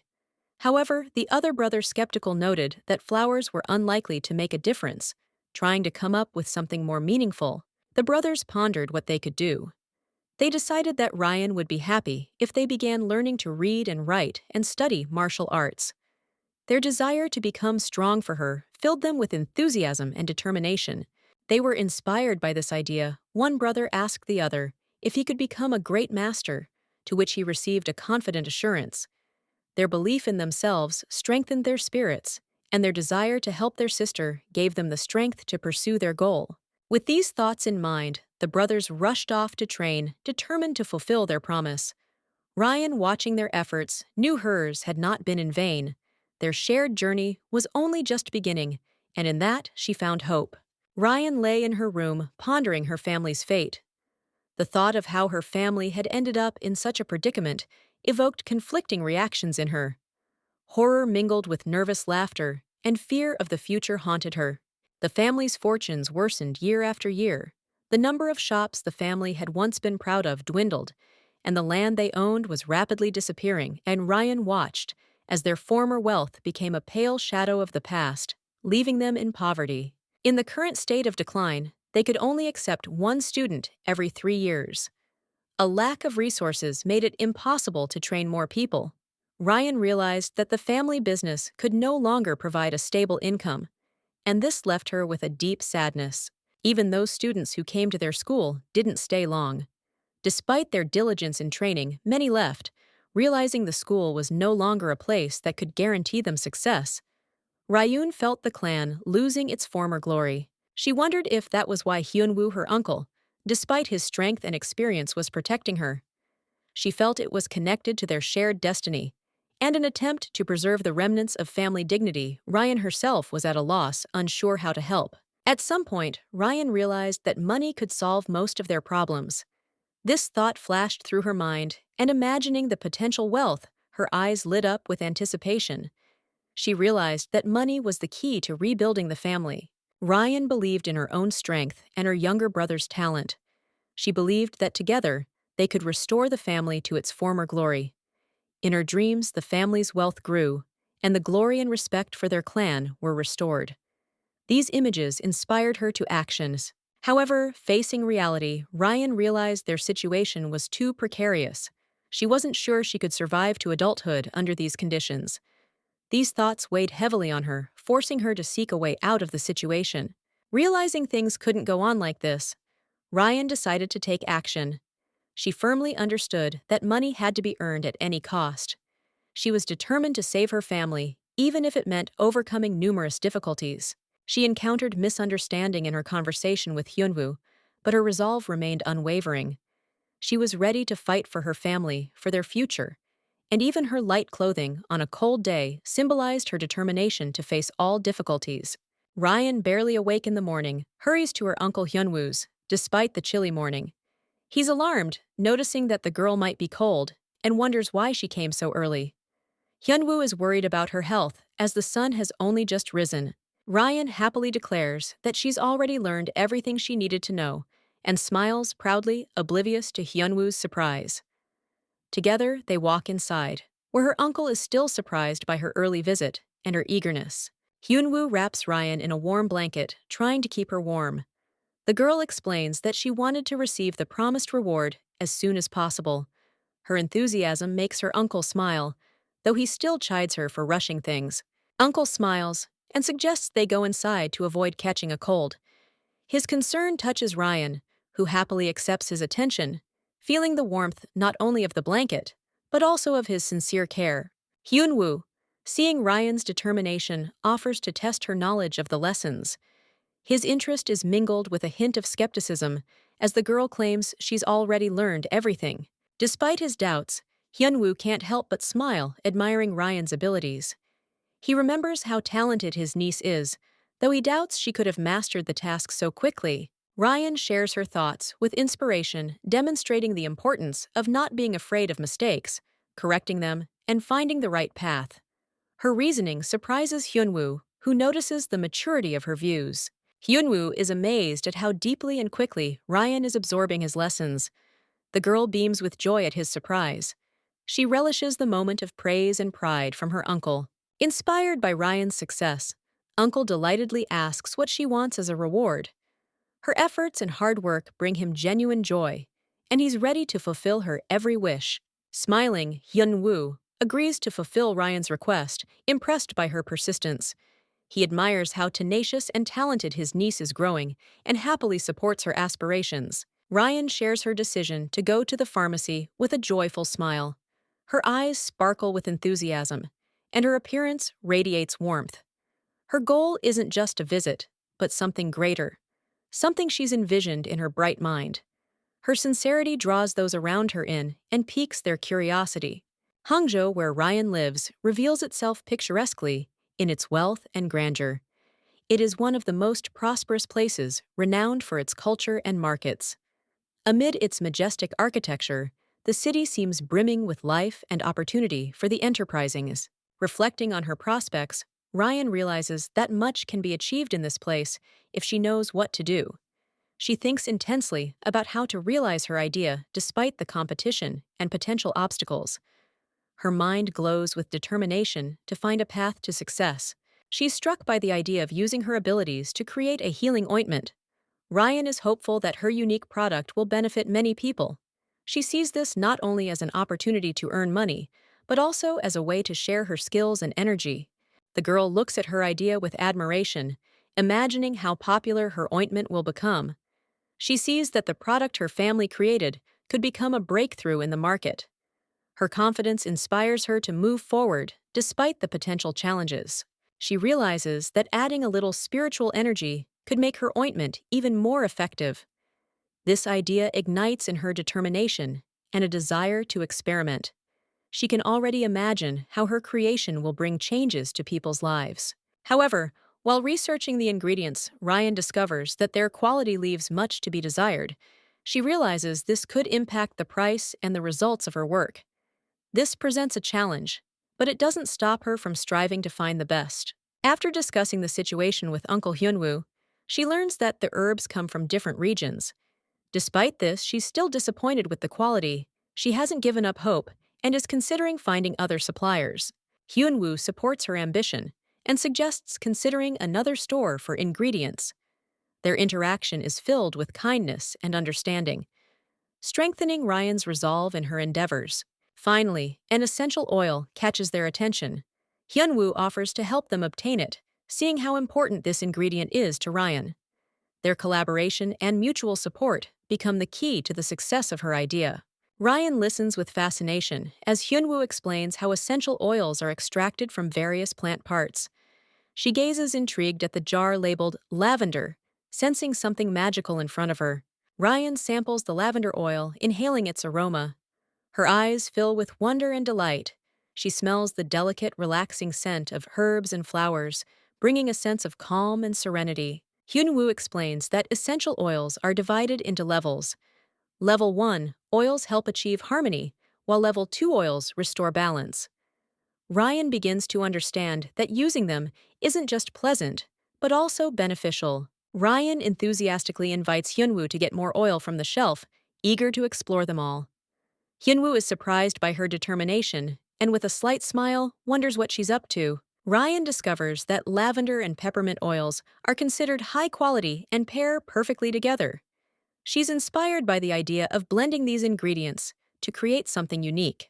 The girl begins mixing the oils, visualizing a soft glow emanating from their combination. Ryan feels her energy renewed, and the mixture itself seems to acquire a special power. A small bottle filled with oil of harmony appears in Ryan's hands. She learns that this remedy helps with headaches, fatigue, and even joint problems, restoring energy and relieving pain. Full of enthusiasm, Ryan decides to test the oil's effectiveness. She believes it can improve the lives of many people and even make a considerable amount of money inspired by this new idea. Hyunwoo looks puzzled at his niece, who seems absorbed in her discovery. He prepares to explain that her plan may not be as simple as she thinks. Ryan, remembering a strange dream where the deities gave her advice, tries to hide her agitation. She decides not to tell anyone, for now, that the flowers in her house remain green even in autumn, to avoid unnecessary questions. A girl named Ryan, hearing that her uncle Hyunwoo is suffering from a headache, decides to help him. She brings him a jar of ointment she's prepared. Her caring behavior surprises and delights. Hyunwoo bringing a slight smile to his face. Ryan confidently tells her uncle that the ointment can ease the pain she shares, that the spirits gave her the recipe. Hyunwoo is hesitant at first, but her sincere eyes make him feel trust and touching gratitude. The girl confesses that she made the ointment to help Hyun because she can't bear to see him suffer. These words deeply touch him, and he understands how much she cares about his feelings. Hyunwoo applies the ointment and soon feels his head lighten. This surprises him and leaves him a little confused, as he didn't expect such a quick effect from such a simple remedy. He realizes with relief that the headache has truly gone away. This discovery brings genuine admiration and joy to his face, and his doubts are completely dispelled. Ryan, seeing her uncle's improved health, is genuinely happy. Her happiness is contagious, and she shares her emotions, enriching the atmosphere with warmth and care. She decides to make the ointment for other loved ones, as well as her creation has proven so effective. She sets to work with a smile, demonstrating her responsibility and love for those around her. Hyunwoo asks if Ryan experienced any pain or discomfort while communicating with the spirits. His concern touches her, and she replies that it was easy and even fun, which reassures him. Ryan sees how grateful her uncle is. Hyunwoo expresses his appreciation for her efforts, smiling at her with genuine warmth. This makes their day special. In the end, Hyunwoo feels his worries melt away, and he's immersed in a sense of calm. Ryan's care becomes not only a cure for him, but also a confirmation of their strong bond. Ryan, with a genuine smile on her face, appears in a bright green jacket with a floral pattern. She thinks anxiously of Hyunwoo, hoping that her uncle won't worry too much about her, as her concern warms his heart. Danmok carefully examines the ointment Ryan has prepared, admiring her skill at mixing the ingredients. His eyes gleam with pride, and he notes how skillfully his granddaughter used essential oils to create this remedy. Hyunwoo happily confirms that the ointment was indeed made by Ryan. He enthusiastically recounts how he named it Blue Lotus, showing the bottle to his grandfather, who listens with a slight smile. Hyunwoo begins explaining how the ointment helps with high blood pressure, but in a fit of enthusiasm, he starts demonstrating its effect on Danmok. Danmok reacts with mild annoyance, but understands that Hyunwoo simply wants to help. Danmok interrupts Hyunwoo firmly, insisting he can handle it himself. His hand brushes Hyunwoo's away, showing that he appreciates the concern, but prefers independence without losing his respectful tone. Hyunwoo laughs, justifying his actions by saying he wanted to ease his grandfather's distress. His wide smile and kind gaze show that he genuinely cares for his family and doesn't hold grudges. Danmok notices that Ryan Hyunwoo seems happier after his recovery. He admits that for many years, Hyunwoo blamed himself for what happened, but now the atmosphere in the family has warmed up. Hyunwoo agrees with his grandfather and adds that he intends to give him a relaxing massage to make him feel better. Danmok reluctantly agrees, still smiling to himself. Hyunwoo's hand touches Danmok's shoulders, and a soft blue glow emanates from the ointment. He asks with concern if his grandfather feels any stronger, and Danmok nods with a smile. Ryan, immersed in the process, prepares a miraculous cure. Her skills and knowledge amaze those around her. She has memorized the recipes for numerous healing remedies, and her talent delights her grandfather and uncle, inspiring them to new achievements. Hyunwoo, observing Ryan, decides to devote himself to studying herbal medicine to become more useful. Danmok skeptically remarks that, after so much idleness, it's time to learn something, adding a touch of irony to his words. Danmok teases Hyunwoo with a grin, asking if he could teach Ryan and perhaps learn something together. Hyunwoo considers taking an independent role in the training, emphasizing his interest and responsibility. Inspired by the new idea, Hyunwoo suggests sending the Blue Lotus as a gift to the allies, including the merchant leader. He enthusiastically discusses this idea with Danmok, trying to convince him of the importance of this step. Danmok reacts cautiously to the proposal, explaining that all the consequences must be weighed. His seriousness hints at a hidden concern about how such a gesture might be interpreted by others. Danmok clarifies that sending gifts immediately after Ryan's awakening could be perceived as a sign of renewing old agreements. His concern reflects the complexity of interpersonal relationships and political decisions. Hyunwoo agrees that their actions could indeed be misunderstood. His thoughtfulness underscores his awareness of the potential risks, making him more responsible in his proposals. The story takes us back to the past, where it tells of the friendship between the Danmuk and Doksun families. Their long-standing ties were strengthened by the desire to intermarry their descendants, symbolizing their loyalty to the union. Ryun, the Danmok's newborn granddaughter, and the Doksun's 4-year-old grandson were to become the symbol of this union. The fate of both infants seemed predetermined, uniting their families. However, the plan was not destined to come to fruition. Even 100 days after her birth, Ryan remained extremely weak, causing her family deep concern and sadness. The grief of Ryan's mother, who losing hope cries in her empty nursery. Her despair reflects the gravity of her situation and her powerlessness in the face of fate's unpredictability. Tan Yue-sol, displaying remarkable talent, demonstrates his skills in combat. His movements are precise and confident, easily overcoming his opponent, earning the admiration of those around him. The confidence and sparkle in his eyes underscore his commitment to excellence. Dan Mok reflects on his role in helping Ryan, admitting that he once supported her with medication, but that they no longer share anything in common. His gaze is stern, and the wrinkles and scars speak of a long and difficult life. Hyunwoo suggests sending a gift to the head merchant as a sign of gratitude. Danmuk agrees, and their conversation takes on a businesslike tone.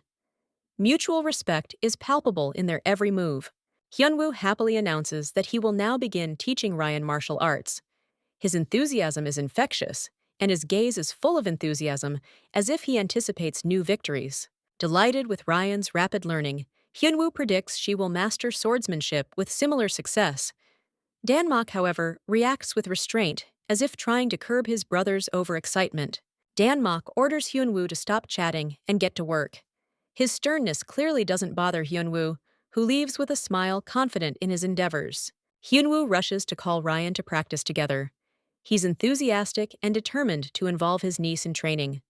However, his impetuous demeanor draws criticism. Suddenly, there's a noise, and the young maid falls, barely able to keep her balance. Hyunwoo rushes to her aid, his concern evident in every gesture. The maid delivers disturbing news. Ryan has lost consciousness. Hyunwoo doesn't hide his fear, while Danmok remains calm behind him, though his gaze betrays tension. Ryan, awakened, opens her eyes, and Hyunwoo is concerned about her condition. He doesn't hide his joy at seeing her come to her senses, and watches with relief as she tries to stand. Wei Cheng looks at Ryan with a mixture of worry and relief.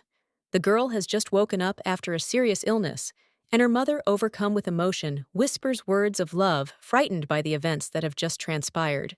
The doctor informs Ryan that she will improve if she pays more attention to her health. Wei Cheng thanks him, seeing her daughter slowly returning to life, and looks forward to the future with hope. Ryan recalls losing consciousness due to excessive energy expenditure. She admits she overexerted herself, creating a protective barrier. She realizes she needs to be more careful to conserve her strength. Ryan realizes that her salvation was made possible by a rare healing plant, the jade herb. She feels grateful for the help that came to her at just the right moment. The healer explains that jade herb has unique energy-restoring properties. Ryan marvels at how they managed to obtain it during such a difficult time, appreciating this rare opportunity. Wei Cheng is relieved that the boy Ryuan was able to find the plant. She is sincerely grateful to him, knowing that his efforts saved her daughter. Ryuan is shown, who despite the cold autumn day, ventured into the mountains and found jade grass to save his mistress.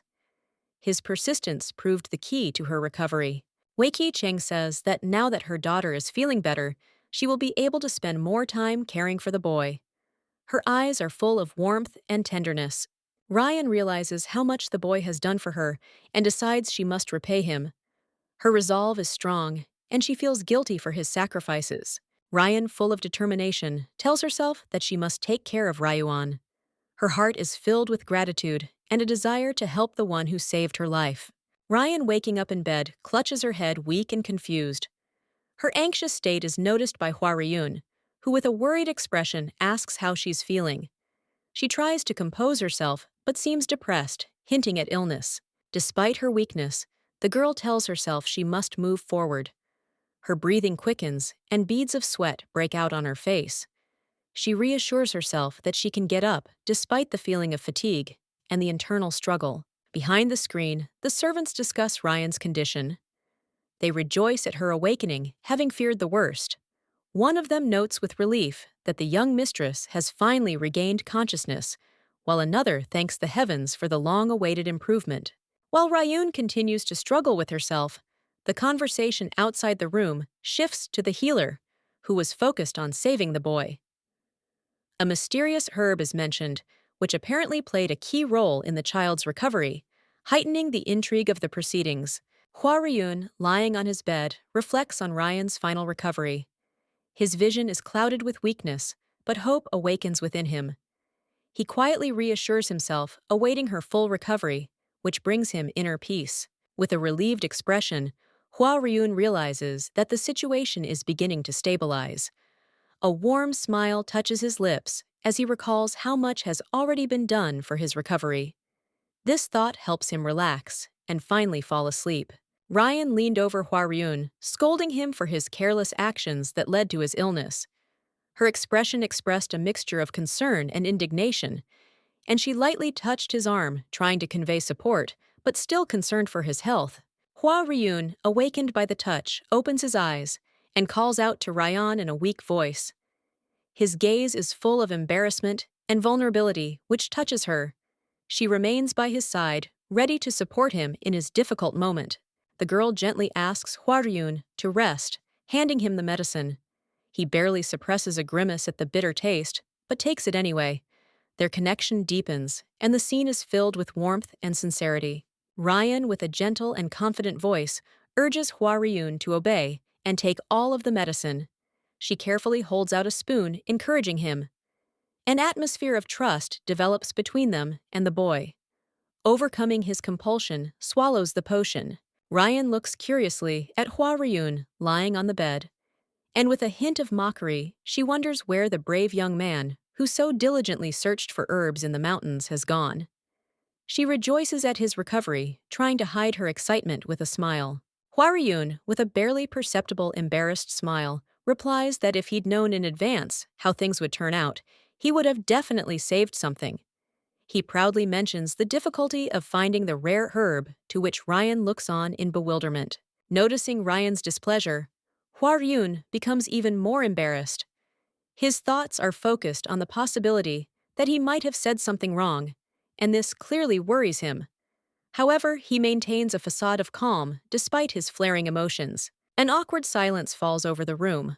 Hua Ryun, remaining on the bed, reflects on how brief his sleep was, as if he'd only closed his eyes for a moment. The realization brings him back to reality, where he tries to determine where Ryan is now. Rising with an effort, Hua Ryun touches the bandage on his head, as if checking his condition. The question of whether Ryan has abandoned him flickers in his mind. He feels a certain emptiness, as if something is missing, and this makes him pause. Raising his head to the stars, Hua Ryun assumes that Ryan has returned to her room. It seems obvious to him that she did what she should have, but his heart tightens with a strange feeling he can't quite place. Looking at his hand, which still feels Ryan's warmth, he tightly clutches the cloth she left behind. Memories of her care fill Hua Ryun's thoughts, and he tries to understand why it evokes such strong emotions in him. Just as he feels a strange emptiness, Ryan appears in the room holding a teapot. Her voice is filled with joy. She notices that Hua Ryun is awake and offers him some water. Her genuine smile makes his heart beat faster. Ryan, handing him water, tenderly tells Hua Ryun that he needs to recuperate. She seems perfectly calm, but Hua Ryun senses something deeper is hidden in this moment. Their unspoken feelings, waiting to be revealed. Sitting in the quiet of the room, Hua Ryun looks at Ryan, and it feels like an invisible connection is being forged between them. This moment, filled with warmth and understanding, makes him realize how attached he is to her presence. Hua Ryun, thoughtful and slightly embarrassed, remains in the room. Despite the late hour, Ryan is surprised by his presence, questioning his intentions. Hua Ryun remains silent, not revealing the reason, but appears vulnerable and quiet, as if in need of support. Smiling softly and sincerely, Ryan tells him that since he's sick, she absolutely must take care of him. Her words emanate warmth, and her genuine concern fills the atmosphere with light, softening the tension of the moment. Hua Ryun looks confused and embarrassed by her words. He can hardly believe that someone could care so sincerely about him. His confusion underscores how unaccustomed he is to such care and attention. Ryan, with a beaming smile on her face, reminds him that there's no one she wants to take care of more than him. Holding a tray of food, she approaches him. Her confident words create a feeling of comfort and security. She hands the food to Hwaryun tenderly, offering him food and rest. The light falls softly, highlighting her sincerity and kindness. He sits listening to her, still slightly shy, in accepting her kindness. When Ryan leaves, Hwaryun, left alone, thoughtfully picks up a handkerchief and brings it to his face. It's difficult for him to express his feelings, but his gaze betrays gratitude and an inner struggle mingled with warmth. Ryan, confused by his silent reaction, asks him in surprise what he's thinking. She stays nearby to continue her concern, her words conveying genuine interest in his concerns. Seeing his confusion, she clarifies what he meant, but her gentleness prevents the conversation from turning into an interrogation. She stands with the tray, trying to maintain an atmosphere of lightness. Hwaryun seems to be about to retire, expressing fatigue, but Ryan insistently reminds him to eat to regain his strength. Her words are gentle, but tinged with caring sternness. Despite her fatigue, she persuades him to try at least a piece. Her persistence is filled with warmth, and her words convey a desire to help even without his asking. Finally, he gives in under her caring gaze. Ryan takes care of Hwaryun, despite his protests trying to feed him. He's confused by her insistence, but she convinces him that he hasn't yet recovered his strength and needs to take care of his health. A warm yet humorous atmosphere passes between them. That evening, Ryan jokes about the situation, recalling that Hwaryun is younger than her and hasn't fully recovered yet. He blushes and she laughs, calling him Dong Cheek. Her spontaneity throws him off balance, but he senses concern in it. A strange feeling comes over Ryan when she notices that their rooster Hukwol has grown larger and more powerful. She wonders why he seems so different, even though she's only seen him recently. Ryan is delighted that the rooster seemed concerned for her health. She hugs him, feeling a connection. Hwaryun watches them, but remains skeptical, clearly not sharing her excitement. Looking at Hukwol, Ryan notices how he has transformed, becoming majestic and mysterious. She thinks he resembles a phoenix or a red falcon. Her admiration is palpable, but Hwaryun seems distrustful. Hwaryun notes that even to Ryan, Hukwol no longer seems like an ordinary rooster. He gazes thoughtfully at the bird, as if trying to understand its true nature, but still doubts its uniqueness. Ryan wonders if Hukwol can become a spirit by absorbing spiritual energy. She smiles and remarks that it wouldn't make him a phoenix, despite his bright coloring, while Hwaryun listens to her with restraint but attention. Hwaryun warns that raising a phoenix could attract spirits capable of possessing Hukwol. He conjures up comical images of the elders, forcing her to raise only phoenixes. She laughs, not taking it seriously. Ryan recalls how the future leader as a child was afraid of spirits. She laughs at the memory, and Hwaryun blushes, trying to maintain a serious expression. Her mirth is infectious, and he is embarrassed by her joke. Despite her jokes, there's a genuine sense of support between them. Hukwol, transformed and enigmatic, remains the center of their attention, evoking both admiration and debate about his true nature. Ryan began to think about her family's need for revival and strengthening. Her resolve to help her family grows stronger every day as she realizes that everything is in their hands, and she hopes to soon gain the strength to make her contribution. The girl dreams of becoming stronger and able to support her family. She is confident that her efforts will be useful and help change the future. Ryan sincerely believes that her aspirations will lead to prosperity despite all the difficulties. They notice a black rooster behaving defiantly. This restless creature is making noise and irritating everyone around him. It is decided that he needs to be separated from the other hens to prevent chaos. During the construction of a new chicken coop, a black rooster manages to escape. His strength and agility surprise everyone, and the situation takes an unexpectedly comical turn, forcing Ryan to reflect on what just happened. Ryan and the grown man try to figure out where the rooster went. Someone points to the fence behind which the bird disappeared. Adding to the excitement, Ryan decides to check all possible routes. A small but determined girl notices a rooster has jumped over the fence. She feels a mixture of irritation and admiration for this stubborn fugitive. It seems there are no barriers for him. Ryan suspects the rooster has headed for the mountains. She's concerned that the wild nature could be dangerous for it. At the same time, she's determined to bring the fugitive home. Hua Ryun suggests the rooster should be locked up more securely. He's a little displeased, but Ryan, for her part, laughs at the whole thing, turning the tension into lighthearted humor. Watching the dark horizon, the heroes come to the conclusion that the rooster may have wandered far away. Their thoughts are mixed, from concern for its safety to a desire to catch this unusual creature. Ryan anxiously explains to Hua Ryun that dangers come not only from wild animals, but also from humans who might steal their clan's rare rooster. Hua Ryun calmly replies that only the desperate would dare steal such a valuable item, which evokes surprise and a slight fear in Ryan. Ryan looks at Hua Ryun with bewilderment, pondering his sternness.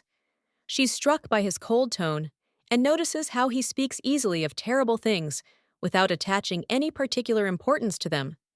Her thoughts are full of contradictions, and she becomes increasingly convinced of his ruthlessness. Hua Ryun gazes into the distance, focused and confident.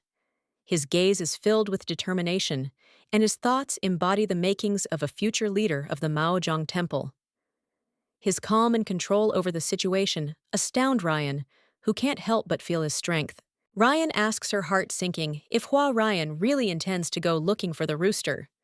Her eyes are filled with worry, but Hua Ryan, remaining composed, continues to ponder his plan without showing emotion. Ryan feels her questions are going unanswered. Ryan suspects the rooster has lost its way and is now wandering alone, searching for its way home. Her voice trembles with emotion, and her thoughts are filled with compassion. Her anxiety grows as she imagines the helpless bird lost in the woods. Hua Ryun sighs wearily, clearly aware that Ryan is filled with emotion, but doesn't share her concern. Her enthusiasm and determination to search for the missing bird seem strange to him, yet he's willing to follow her rather than leave her alone. Ryan decides to set out on her search. Despite the difficulties, Hua Ryun follows, her realizing she can't be left alone. Their small group is joined by guard Zhong Yan, alarmed by the idea of the young lady embarking on a dangerous journey. Their mission becomes clear. A team of Ryan, Hua Ryun, and Zhong Yan sets out to rescue a missing rooster. The autumn landscape surrounds them with colorful leaves, creating an atmosphere of both danger and adventure. The determination of all three becomes the key to success. Reborn tries to walk as hard as she can, but faces difficulties in the mountains, where the spiritual energy in the air makes breathing difficult. Her physical weakness is showing, but she tries to overcome it, not wanting to let her companions down. Surrounded by the bright autumn light, Ryan gathers her strength and continues on her way. Her faith in the rescue grows stronger, and her companions remain by her side, supporting her. Together, they become a team ready to overcome any challenges to save the rare bird. Hyunwoo suggests going back, but Ryan reminds them they haven't found Hyukwol yet. Hyunwoo assures them he'll continue searching despite the difficulties. The mood is somber, but a spark of hope still warms their hearts. Ryan suddenly appears in the shadows of the trees. She addresses Hyunwoo, firmly declaring that they must continue on their journey. Her voice is filled with inner strength, and her gaze expresses deep concern for Hyukwol. Ryan spots something ahead and excitedly calls out to Hyukwol Hyunwoo, and Hua Ryun's gaze also follows. A brightly colored rooster pops out from behind a tree, revealing itself to be Hyukwol. The situation takes a new turn. The rooster watches calmly as Ryan runs up to him. The girl looks at him with tenderness and reproach, as if trying to understand how he could have gotten so far away. Her voice is soft, but there's a hint of relief in it. Reborn suggests they return home. She reaches out to the bird, and it responds instantly. In that moment, they seem to understand each other on some deep level, the connection between them feeling almost magical. However, The next moment, Hyukwol begins to glow as if engulfed in a magical flame. A bright light fills the space, and everyone present watches in amazement as the bird transforms into a majestic phoenix. Hyukwol spreads his wings and looks at Ryan as if saying goodbye. His majestic appearance evokes a mixture of delight and sadness in the girl. She quietly asks if he really must go, but there is no answer. The phoenix rises into the sky, leaving behind a trail of light and feathers. Ryan, Hyunwoo, and Hwa Ryun watch its flight awestruck. The moment fills their hearts with a sense of loss, but also with new hope. Suddenly, Hwa Ryun approaches Ryan, his appearance beginning to change. He is enveloped in the same light as Hyukwol. Ryan is stunned by what is happening. Her eyes wide in surprise, while Hyunwoo watches silently. Hwa Ryun transforms into a phoenix, leaving everyone even more shocked. Ryan feels a surge of mixed emotions: pride, joy, and surprise. This unexpected turn of events promises new and exciting adventures ahead. Ryan and Hwa Ryun watch as the rooster flies away, leaving behind mysterious feathers. Ryan is confused, not expecting the situation to end this way. Her eyes are wide with surprise, while Hwa Ryun, standing next to her, looks more composed but clearly perplexed. Ryan picks up one of the feathers, which emits a warm glow. She looks at it with genuine delight, as if sensing its magical nature. This moment brings a slight smile to her, as if the feather gives her hope or a hint of something significant. Ryan begins to wonder if others will believe their story about how the rooster turned into a phoenix. Hwa Ryun, on the other hand, is cautious, warning her of the potential danger. He mentions various factions that could have been involved in this event. Ryan smiles and reminds Hwa Ryun of another faction, the Machong Temple, as if trying to humor his seriousness. However, her words make Hwa Ryun tense, and he seems uneasy about her remark. A sense of hidden danger grows in the air. Hwa Ryun suddenly experiences a surge of anxiety. He's clearly troubled by the mention of Macheon Temple, and it shows on his face. At this moment, he senses the situation has gone beyond a simple misunderstanding and senses something dangerous approaching. Hwa Ryun explains that Macheon Temple is too far away, and their conversation about it seems strange to him. He expresses doubt as to why Ryan would even mention such a distant faction, further heightening the tension. Despite the warnings, Ryan continues to hold the pen with interest. She pensively suggests that since they're discussing this place, it might be connected to their discovery. Her certainty evokes conflicting emotions in Hwa Ryun, who tells her not to take it seriously. Suddenly, the pen in Ryan's hand begins to emit a bright flame, causing everyone to become confused. Hyunwoo, standing nearby, expresses extreme concern. Hwa Ryun, visibly frightened, tries to understand what's happening, but the situation is spiraling out of control. Everyone panics, thinking the feather might cause harm. Hwa Ryun suggests finding water to put out the flame, but Ryan notices it doesn't burn her hand at all. This discovery leaves everyone with a mixture of surprise and relief. The feather continues to glow, but it's clear its magic is harmless. Ryo-on looks at it with renewed hope, as if the discovery holds the key to solving a mystery. Everyone around remains wary, aware that this is only the beginning of something much larger. Ryan anxiously notices the light on her hand, flickering and fading, her surprise attracting the attention of Hwa Ryun and Hyunwoo.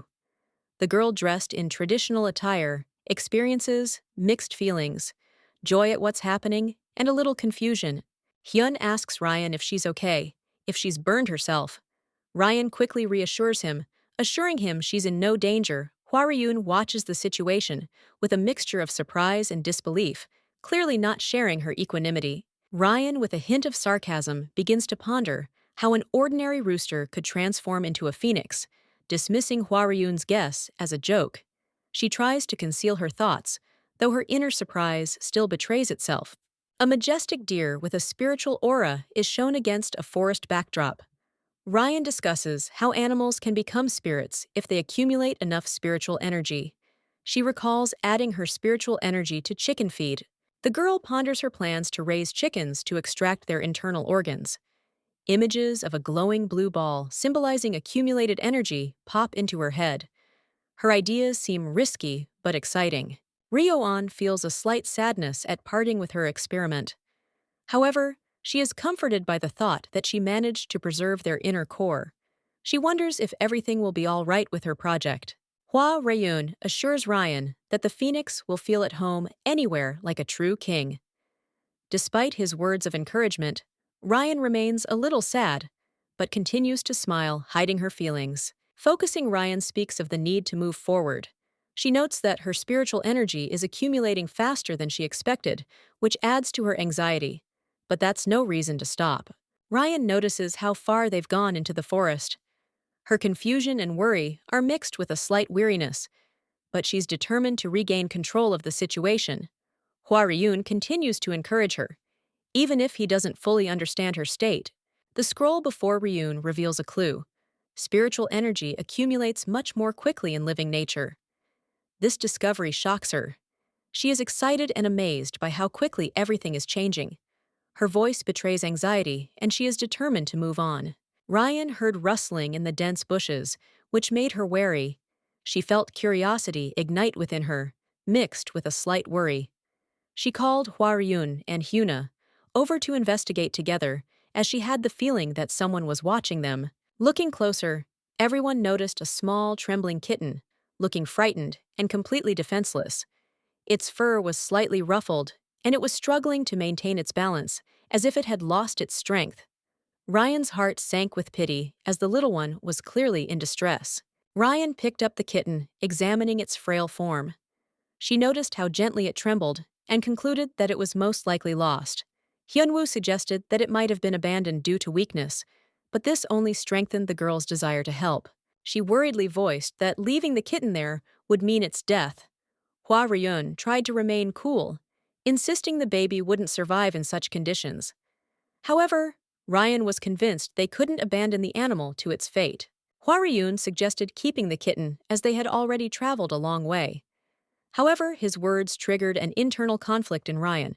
She wondered if she could take responsibility for the baby, since its life was entirely in her hands. Looking at the trembling kitten, Ryan realized she couldn't leave him to die alone. Her gaze became determined, and she felt a surge of confidence. Despite all the doubts they tried to instill in her, she knew she was doing the right thing. Hua Ryun admitted with displeasure that her decision was irrevocable. The girl named the kitten Belyash, giving him her first name. She gently held him close, and her kindness seemed to warm the fragile creature, instilling hope that he might survive. Belyash began to calm down, feeling the warmth radiating from Ryan. Her caring arms became a refuge for him from the world that had treated him so cruelly. The girl felt her energy transferring to the baby and believed he would gain strength. Ryan looked at the contented kitten and realized her decision had been an important step. She felt a deep sense of satisfaction at having saved the little life. This feeling sustained her despite Hua Ryun's criticism and the doubts of those around her. Hua Ryun reluctantly admitted that the girl had acted in her own way. Ryan, holding Belyash, understood that the road ahead might be difficult, but she was certain their meeting was no coincidence. For her, this moment was a reminder that even the weak deserved care. Ryan, moving swiftly along the path, encounters an obstacle and scolds Hua Ryun for his inattention. They discuss the dangers of the cliff, overflowing with emotion and concern, creating a tense atmosphere. Two men in the city are talking about a mysterious phoenix spotted in the mountains. Their conversation is filled with a sense of foreboding that could bring good fortune to their family, heightening the intrigue of the events. The belief that the phoenix is a sign of greatness lifts the family's spirit and hopes. The courtyard is filled with the light of hope for future change. A lively conversation in Ryoan's house concerns the phoenix, and someone suggests it appeared to protect the mistress. This idea evokes a smile, but also a hidden embarrassment in Ryoan. The helpful woman notices something surprising, radiating a mixture of delight and amazement. Her reaction adds an element of mystery and heightens the tension surrounding the mysterious phoenix. It turns out that Ryan has decided to care for a small kitten she found abandoned. The kitten's tenderness and sweetness soften the atmosphere and add a lighter mood to the story. The conversation confirms that the creature they found is a kitten, not a tiger. Ryan rejoices and expresses admiration, emphasizing her affection for her new pet. Ryan's joyful reunion with her younger brother Bial fills the scene with warmth. Bial rushes to embrace her, expressing genuine joy at their reunion. Bial proudly shares his academic achievements, boasting of Uncle Hyunwoo's praise. This moment demonstrates his diligence and desire to earn his family's recognition. An atmosphere of harmony and love is intertwined with anticipation of future accomplishments. The family is united by faith in omens and hopes for the future. Ryan joyfully greeted her friend, who brought the treat. The friend sheepishly admitted she couldn't resist trying it herself. This sweet gesture touched Ryan, who thanked her friend sincerely, admiring her thoughtfulness and cheerful sincerity. Her friend, enjoying the conversation, offered to buy Hua Ryun a drink as well. He stood to the side watching the girls shyly. Ryan responded to his evasive refusal with enthusiasm, trying to draw him into their cheerful conversation and share the moment. Seeing Ryan's determination, Hua Ryun reluctantly agreed to approach her confident words, and good-natured persistence left him no chance, and he stepped toward them with slight embarrassment, knowing resistance was futile. Ryan handed the food to Hua Ryun, waiting for his reaction.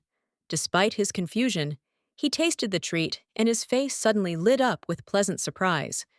The girl happily celebrated the success of her plan, cleverly playing off his embarrassment. The girls laughed merrily, enjoying the moment. Hua Ryun, though he tried to hide his emotions, couldn't resist the warm atmosphere. Their friendly banter created a sense of comfort, which was enhanced by the shared joy. Hyunwoo watched the scene with interest, asking slightly mockingly if this was why everyone had come to him. Everyone burst into laughter, playing off his words. Their friendliness was warming, and their light humor made the moment even more poignant. Everyone gathered around the kitten, whose cuteness drew everyone's attention. Ryan, beaming with happiness, gazed tenderly at him. Her friend joined in the excitement, sharing her warm impressions and praising the furry pet. Hyunwoo asked Ryan what she decided to name the kitten. She explained that she'd originally wanted to call him Belyash, but her mother suggested Baekryung. Everyone loved the elegant name and enthusiastically supported it, discussing its meaning. Hua Ryun, with a smile on his face, remarked that the name Baekryung sounded much better than Belyash. Ryan couldn't help but react to his remark, and their light-hearted argument sparked laughter from those around them, creating an even friendlier and more cheerful atmosphere. Hua Ryun continued to joke, recalling that first there was Chernish and now Belyash. His mocking comments and good-natured laughter were infectious, leaving everyone feeling happy and ending the day on a positive note among loved ones. Ryo-on, noticing something unusual, looks surprised and worried. Her violet eyes are wide, and her thoughts reflect fear and uncertainty, as everything that's happening now affects her personally, causing her great anxiety. Hyunwoo worriedly asks if Ryan is in pain, noticing her confusion and dismay.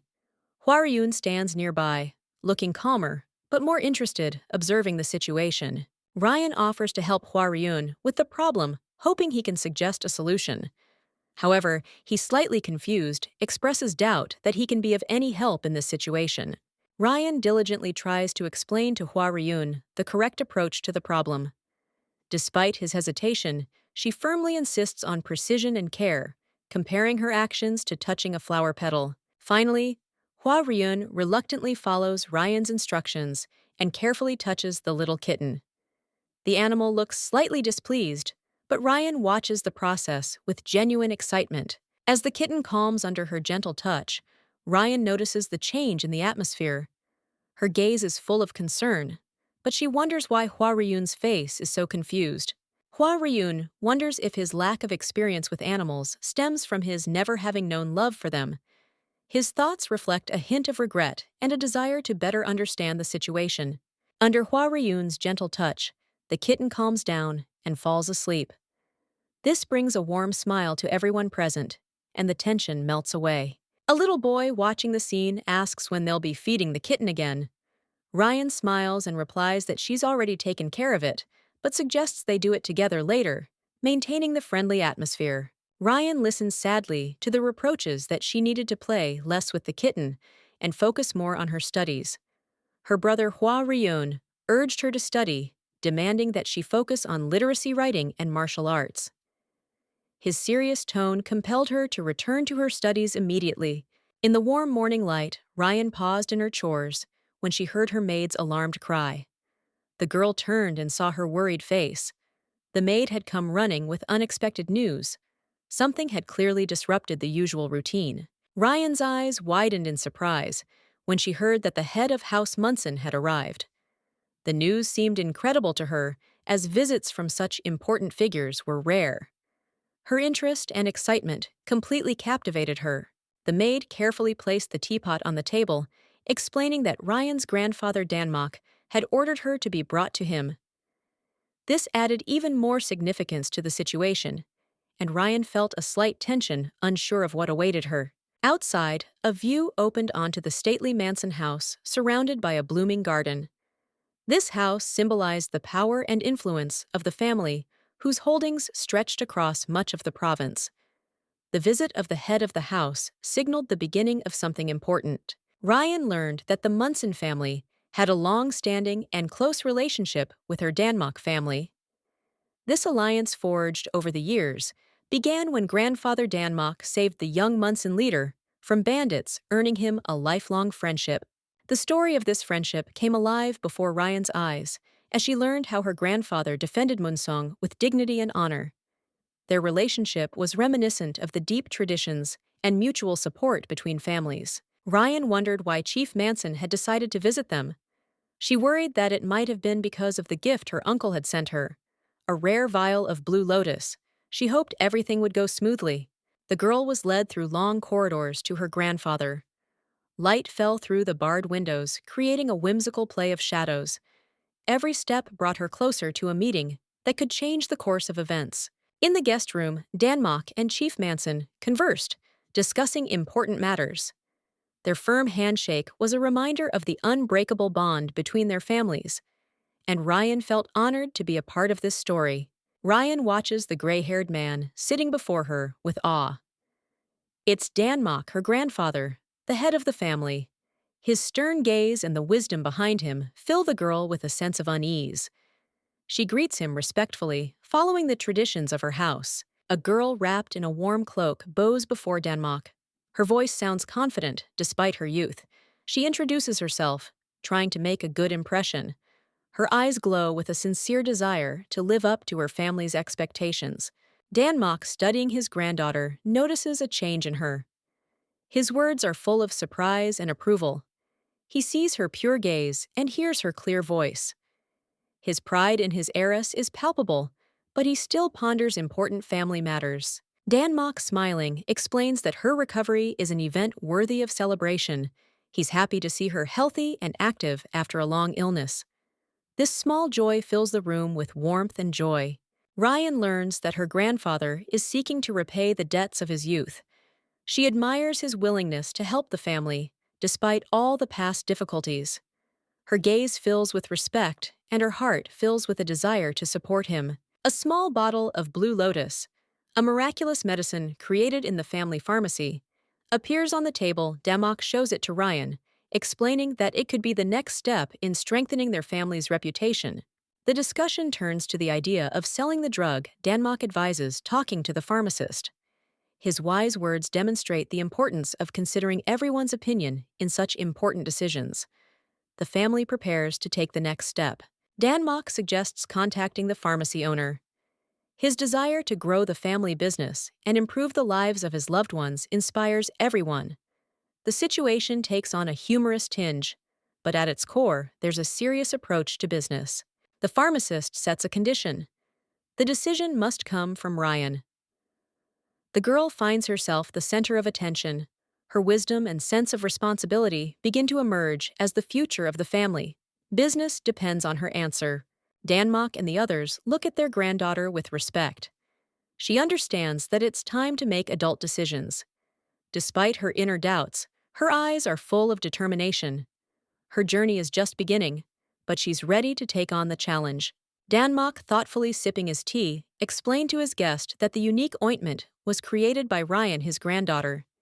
He added that it was important to ask her permission before using it, emphasizing her skill and importance in this matter.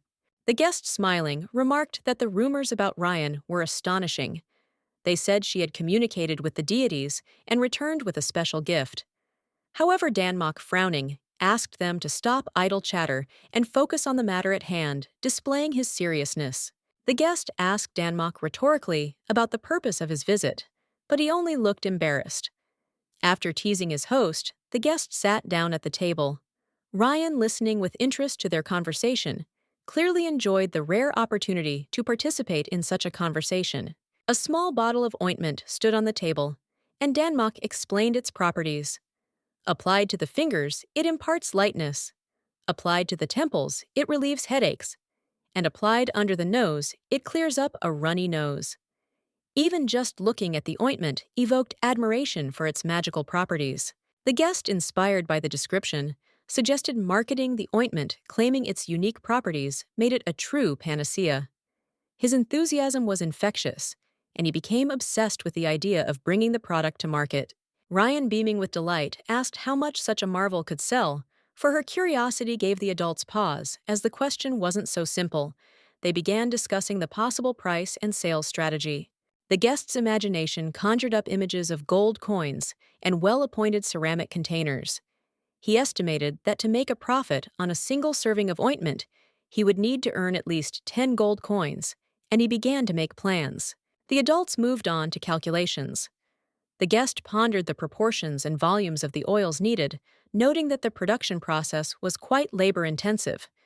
He also expressed doubts about whether he could set up mass production without compromising quality. Ryan reminded them that the ointment's recipe was unique and that its preparation required a special approach.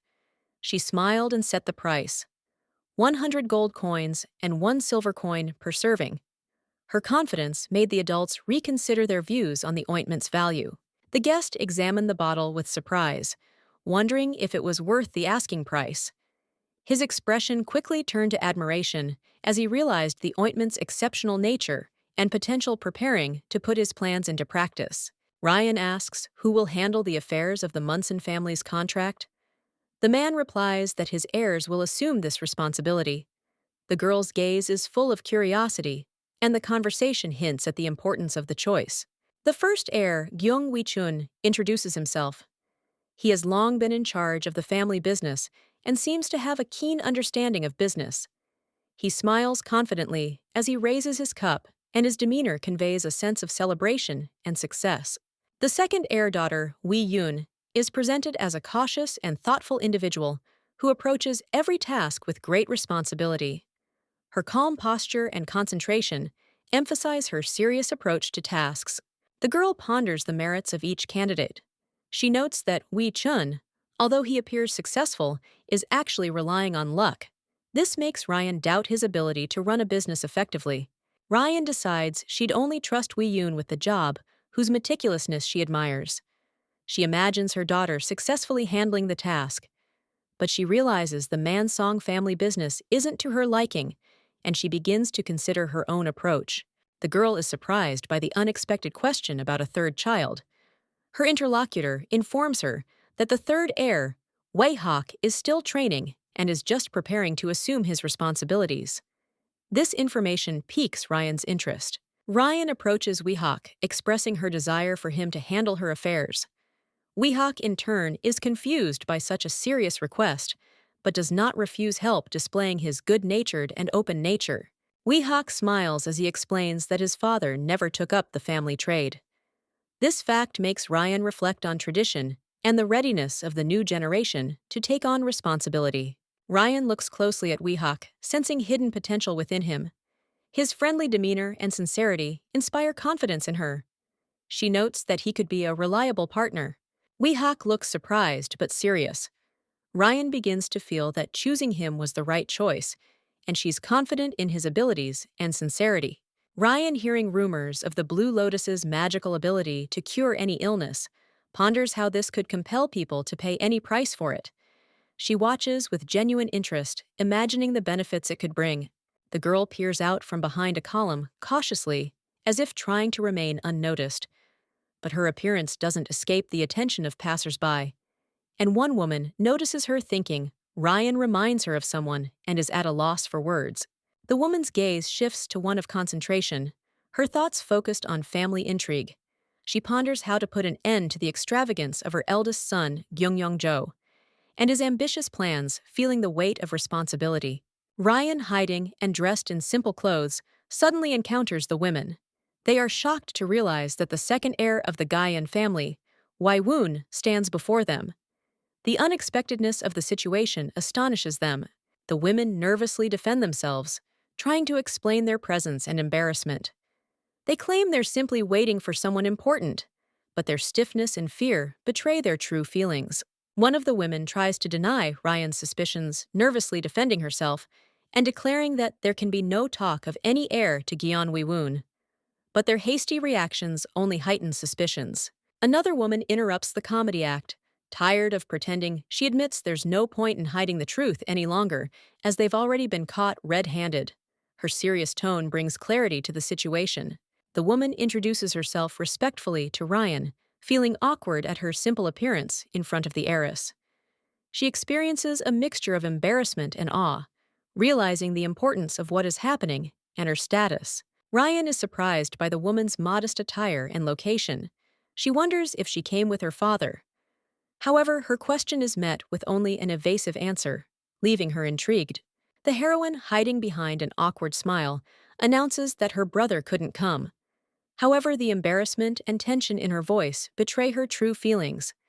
She decides to stay to avoid misunderstandings, fearing that those around her will misinterpret her presence.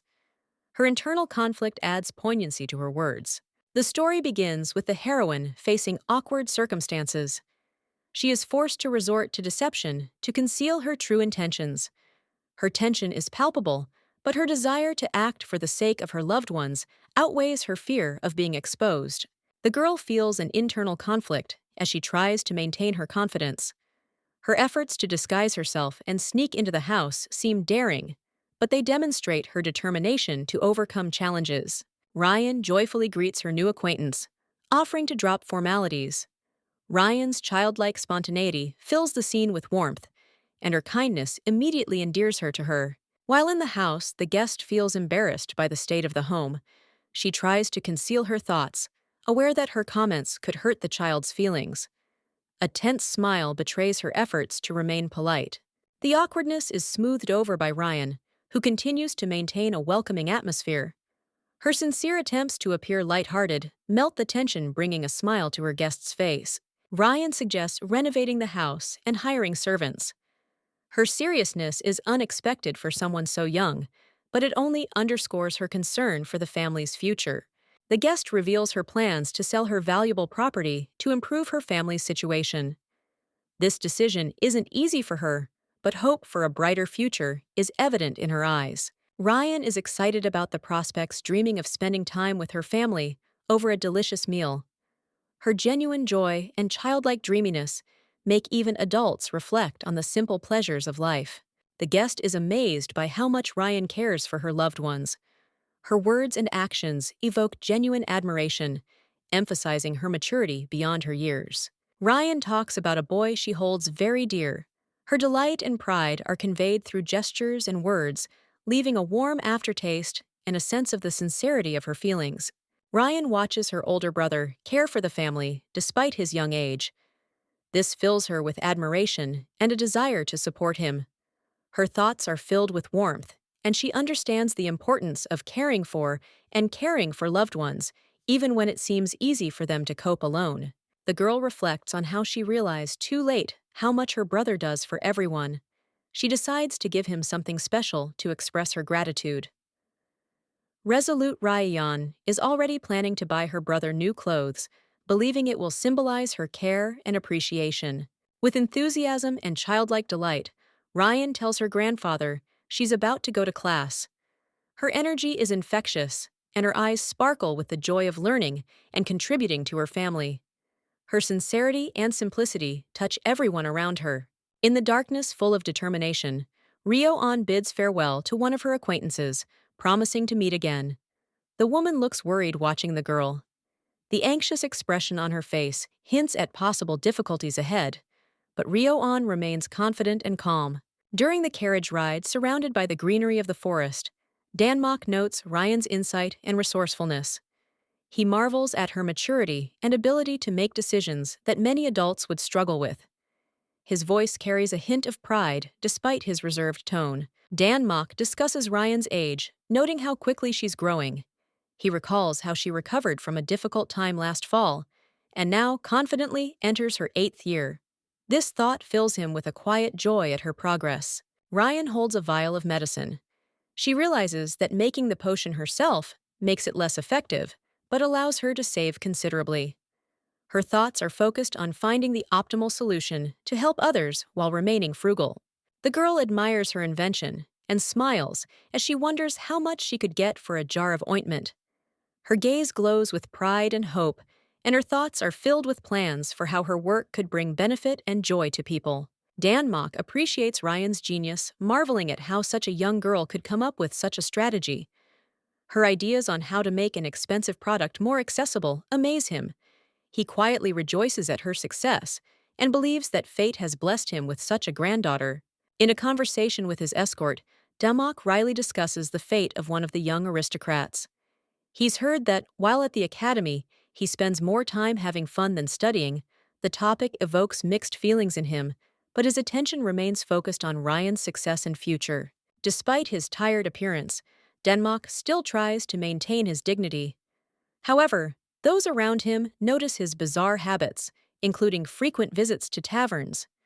This evokes a mixture of admiration and ridicule from his loved ones. Denmark develops a headache from which he clearly suffers. He searches for ways to alleviate his condition, demonstrating dissatisfaction with his current circumstances.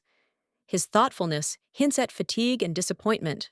Danmok uses a special remedy, Blue Lotus. He feels a cool energy permeating his body.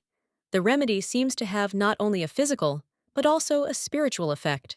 After using Blue Lotus, his headache disappears, and his thoughts suddenly become clear. Demok feels enlightenment and inner peace.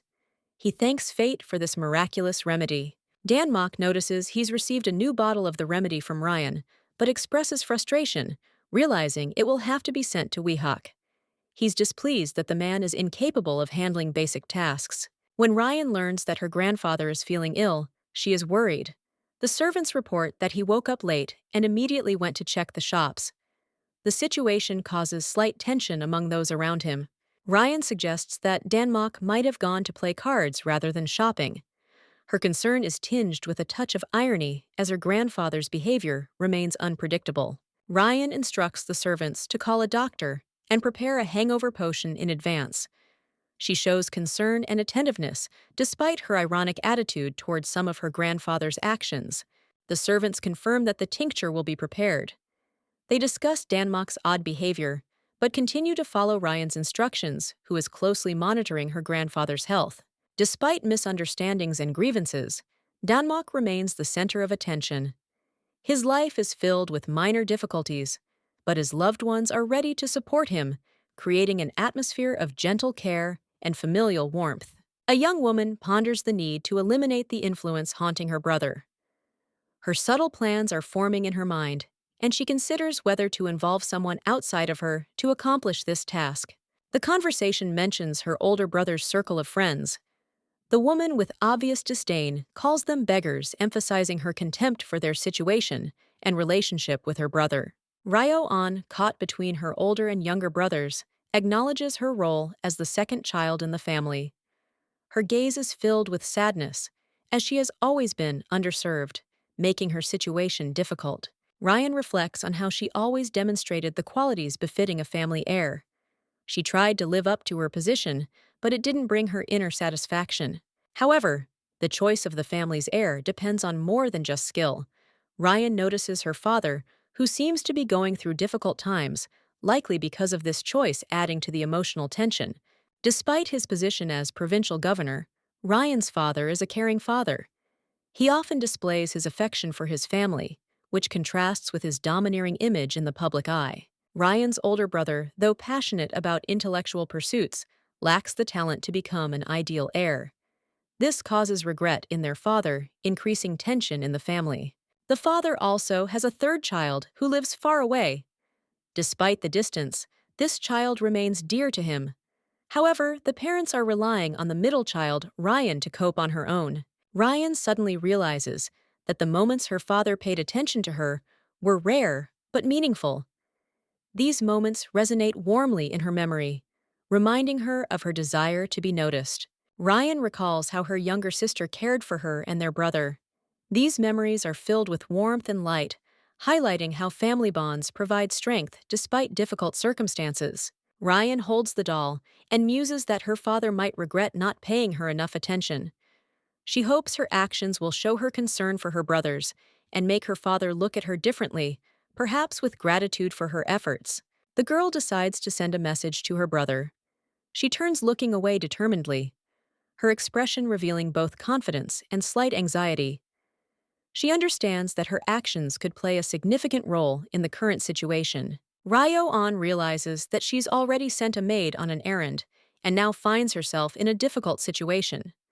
A slight embarrassment and mixed emotions are visible on her face, adding a touch of humor and self-irony to the moment. Ryan's memories shift to the heiress of the Danmak family, whose words sounded like a prediction of her current situation. She senses it was no coincidence, and a slight sense of unease mingled with suspicion fills her thoughts. The image of the Danmak heiress surfaced in Ryan's memory. Her movements, clothing, and aura were imbued with mystery and power. The woman's words continued to echo in the girl's mind, forcing her to ponder her place in this story even more. The view shifts to a snowy courtyard where Ryan's grandfather Danmak is joyfully celebrating the big day. He asks if she's truly ready for martial arts training, to which Ryan enthusiastically answers yes, demonstrating her determination. Danmak warns her that the path will be difficult, and even with intense training, she may not reach the highest level of mastery. However, despite this, Ryan, with sparkling eyes and a smile, demonstrates her willingness to learn. Danmak, drawing on his wisdom, openly states that even with diligence, her level may remain at the initial stage. Images of her possible failures flash before Ryan's eyes, temporarily dampening her spirit, but not breaking her spirit. An older man with a stern face reminds Ryan that she may never become strong. At this moment, emotions reach a peak, but Ryan silently vows to prove herself wrong, resolving to fight for her goals. The final image depicts a young warrior, standing victorious with a fallen figure before him. Danmak emphasizes that without talent, her efforts may be in vain. However, Ryan, clenching her fists, understands that the meaning lies not only in victory, but in the struggle itself. Ryo-an, a little girl with kind violet eyes, looked thoughtfully at her grandfather, Danmak. She tried to explain to him that despite her inability to accumulate inner energy, she was determined to master the family swordsmanship. Her eyes shone with childish innocence and an inner fire. Danmak, with a slight smile, reminded his granddaughter that she already knew her limitations. He asked a question that stumped her, but his gaze betrayed a hidden concern. He wanted to understand why she was so insistent on following this difficult path. The girl's mind echoed with doubts, prompted by the voice of reason. These words reminded her that without inner energy, her skill would never be recognized. However, her tenacity only strengthened, and she turned tenderly to her grandfather. With a slight blush, Ryan shared her desire to learn martial arts. She dreamed of becoming the pride of her family and carrying on its legacy despite all obstacles. Her determination ignited sincerity and awe in her words. Danmak felt a slight twinge of apprehension.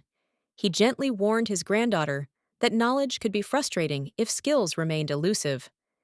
His voice was serious, and his gaze expressed cautious wisdom. Ryan, without backing down firmly, stated that she was ready to fight her feelings.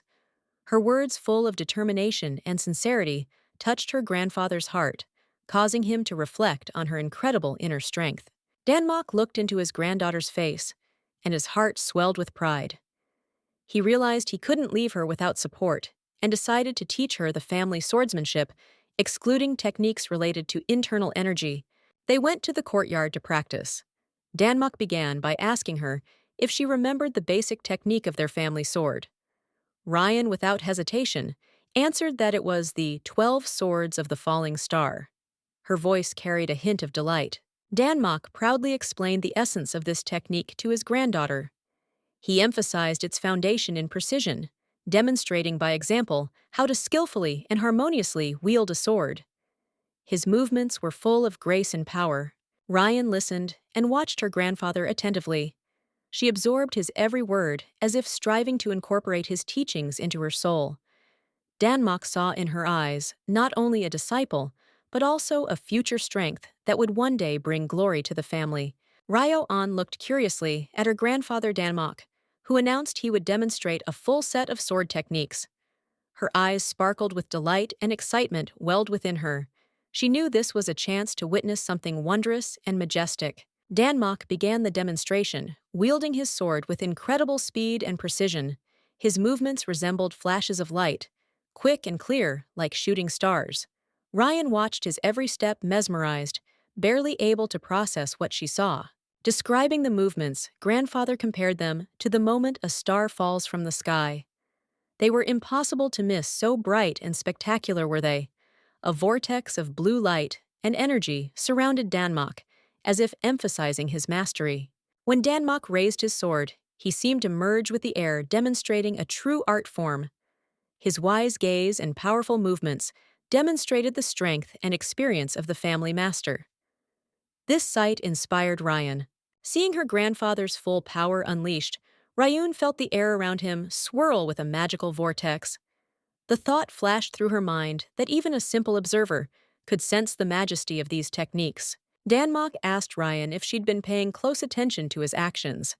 The girl was delighted, as just observing his technique had improved her own skills. Realizing she could correct her mistakes, thanks to what she'd seen, Ryan enthusiastically accepted her grandfather's suggestion to try replicating the technique. Her eyes lit up with enthusiasm and determination.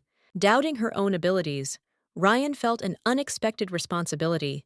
Danmok asked her to demonstrate her full potential, and the girl rose to the challenge, despite her inner doubts. A wooden dummy covered in sword marks stood before her.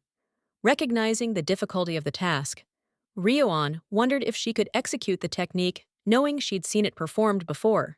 Step by step, Ryan began to repeat the movements. Her confidence grew as she remembered Danmok performing them with flawless precision.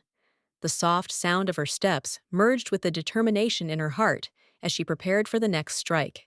Ryoan stands with a serious expression, holding a wooden sword.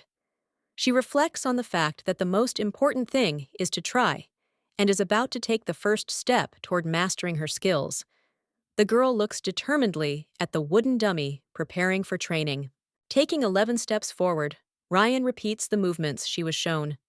Her steps seem confident, and the space around her fills with an air of concentration. The marks left by her feet form a neat line on the ground. Having completed the sequence of movements, Ryan joyfully realizes she's succeeded. Her face lights up with a smile, and her eyes sparkle with happiness. For the first time, she's mastered a technique she'd previously found difficult. She's eager to share her success. Danmok watches his granddaughter in amazement, unable to believe she mastered the technique on her first try. His gaze combines pride and slight bewilderment, as achieving such a feat requires years of practice. Ryan runs up to her grandfather, filled with delight. She wants to tell him how she feels and ask him what he thinks of her success. Her innocence and enthusiasm make Danmok wonder about the girl's hidden potential. Suddenly, Ryan's legs give way and she falls. Danmok rushes to her aid. He's concerned about her condition, and fear for her health is evident in his eyes. The girl looks exhausted, and he catches her to keep her from hurting herself. Danmok, speaking with Hyunwoo, discovers that Ryan's condition is caused by leg cramps. Hyunwoo reassures him, assuring him that there are no serious health consequences, but notes that the girl needs to rest. Danmok remains thoughtful. He realizes that what happened was caused not only by physical strain, but also by Ryan's hidden talents. Her abilities surprise and alarm him, and he begins to ponder his future training. Hyunwoo suggests that the powerful energy emanating from Ryan may be unique. He points out that every martial artist has their own unique characteristics, which aren't always explained by traditional methods. Danmok and Hyunwoo conclude that Ryan may possess a rare gift that must be cultivated with care. They recall that even siblings learning the same art can develop it in completely different ways. Danmok watched Ryan practice, admiring her skill. Despite her young age, her movements were graceful and precise. He reflected on how her technique resembled the simplified style of the great master Disan Ju. He was filled with pride for his granddaughter, for her talent promised great things. Ryan continued training, holding a bamboo stick. Her focus and grace seemed to transform every movement into art. Danmok realized that if she could cultivate her inner energy, her potential would reach new heights, opening the door to incredible possibilities. Danmok was relieved that despite the difficulty of the exercises Ryan had completed, she had suffered only mild cramps. He looked at her with a hint of sternness, but inside he was filled with a sense of responsibility for not overexerting his granddaughter and harming her health. Deep down, Danmok felt guilty, wondering if he should have stopped her in time. He thought he could have predicted this moment, but his admiration for her incredible tenacity and talent made him hesitate. This inner conflict was reflected on his face. Ryan stood there, slightly tired, but radiant. Danmok, despite his doubts, couldn't help but admire her progress. Her talent grew before his eyes, like a flower blooming with each passing day. This moment confirmed that her efforts were not in vain, and he became even more proud of her. Danmok instructed Captain Kang to move Ryan to the Moonlight House so she could recover in more comfortable conditions. He was confident this was the right decision. He knew she needed rest to continue growing. In Ryan's chambers, her younger brother, Hua Ryun, anxiously inquired about her well-being. He was clearly worried, but Ryan tried to reassure him with her warm and caring tone. The scene was permeated with familial warmth, demonstrating their strong bond and support. Despite his sister's words, Hua Ryun persistently tried to find out the cause of her cramps after the first day of training. His eyes were full of concern, but behind it lay a sincere desire to understand what had happened so he could avoid similar situations in the future. Ryan smiled, suggesting she'd simply overdone it. Her easygoing and cheerful demeanor calmed those around her. She confidently assured her brother and everyone present that she was fine. Her cheerful attitude was a testament to her determination and inner strength. In closing, Ryan gently asked the others not to worry about her and to focus more on their own affairs. Her words rang with a warmth and wisdom uncharacteristic of her age. Her strong spirit and concern for others inspired confidence in her unbreakable nature. Hua Ryun tries to help Ryan, explaining that pressing a certain spot can relieve the cramps. However, his clumsy attempt provokes an unexpected reaction from her, accompanied by pain and embarrassment, creating a comical yet warm atmosphere between them. Hua Ryun, dissatisfied with her assertive behavior, decides to stand his ground. His serious gaze and words betray the tension he feels as he tries to assert his independence despite his affection for Ryan. Ryan can't help but express surprise, and with a slight frown, suggests that he shouldn't be so rude to her, especially in front of others. Her vulnerability and sincerity add drama and poignancy to the scene. Hua Ryun, somewhat confused, tries to explain his actions, mentioning that he often hears criticism directed at him. The embarrassment on his face reveals that his words conceal uncertainty and an attempt to be heard. The conversation takes on a softer tone when Ryan discreetly asks if Hua Ryun intends to stay. Her gaze is filled with hope, and the surroundings emphasize the romantic mood of the moment. Ryan, her eyes shining, asks Hua Ryun to stay by her side.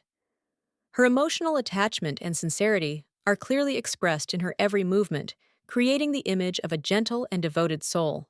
Hua Ryun resolutely replies that he has no intention of leaving her no matter the circumstances. His confident tone and serious gaze indicate that he is prepared to stay no matter the difficulties. Delighted by Hua Ryun's words, Ryan smiles and asks him to promise to never leave her. Her joy fills the scene with warmth, making the moment sincere and moving. Ryan adds seriousness to her words, warning that breaking the promise will lead to a breakdown in their relationship. Their intertwined pinkies symbolize the promise they made. Hua Ryun agrees, smiling and assuring her of his sincerity. This moment cements their bond, demonstrating that trust and mutual promises play an important role in their relationship. The girl in the purple kimono happily declares that the temple's future leader can be found anywhere because Ryun will remain with them. She appears confident and happy, and her mood seems to fill everything around her with warmth and light, causing flowers to swirl in the rhythm of her emotions. Voices are heard in the temple at night. One of the senior priests asks worriedly what's going on, But another, also panicked, asks the same question. The tension between them mounts reflected in the glittering lights around the temple. The magical chalice before the elders, once glowing, had now gone dim. One of them suggested that the child might have died. But how could someone born under the protection of the 36 powers perish? They decided to temporarily return to the clan to discuss what had happened. Danmok is furious at what's happening. He indignantly declares that the vessel containing the constellation treasure has been lost, leaving them with nothing. His anger colors everything around him in disturbing fiery tones, emphasizing the intensity of his emotions. The treasure vessels are relics gifted by the 9 celestial maidens. They were given to the senior priests of the Machan temple to find a new leader.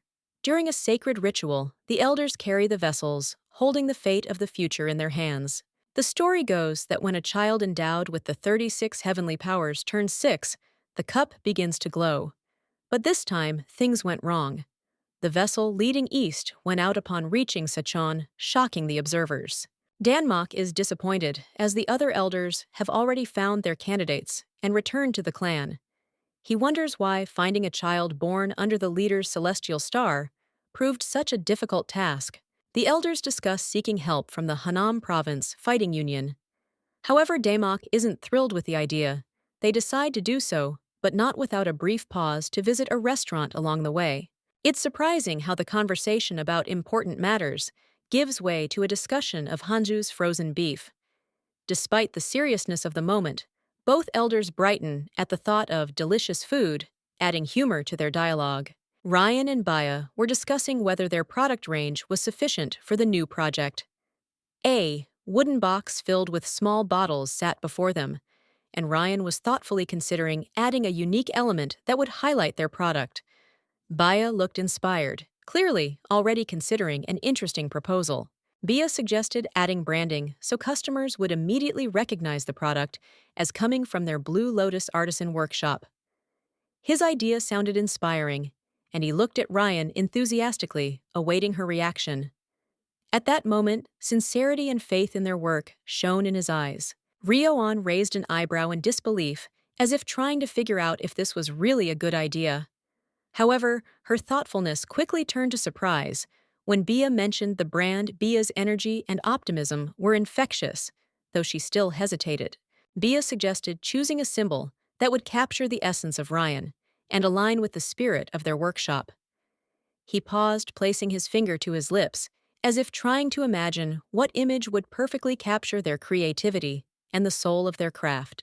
After much deliberation, Bia had a revelation. He happily suggested depicting a mandarin duck, as he associated this image with something sweet, harmonious, and familiar. His face beamed with confidence that this idea would be perfect. Ryoan was stunned by the duck's choice, and clearly couldn't understand why her brother had chosen this particular symbol. Her expression spoke for itself, but Bia, as always, played on her emotions, claiming that the duckling was associated with her. Bia emphasized that the duckling would perfectly convey the kindness and warmth inherent in their workshop. He happily noted that this symbol would make their products recognizable and add charm. Ryan, however, didn't share his enthusiasm. Without giving Ryan much time to consider, Bia suggested calling a potter on the spot to bring their idea to life. He looked so determined that Ryan couldn't resist rolling her eyes. Her mood clearly signaled that she found her brother's idea slightly absurd. Ryan finally couldn't take it anymore and reminded her brother that mandarin ducks swam in the pond near the moon house. She wanted to emphasize how odd she found it to use that symbol for their products. Her expression bespoke deep disappointment. Bia, oddly enough, agreed with her observation, admitting that he'd seen ducks there before.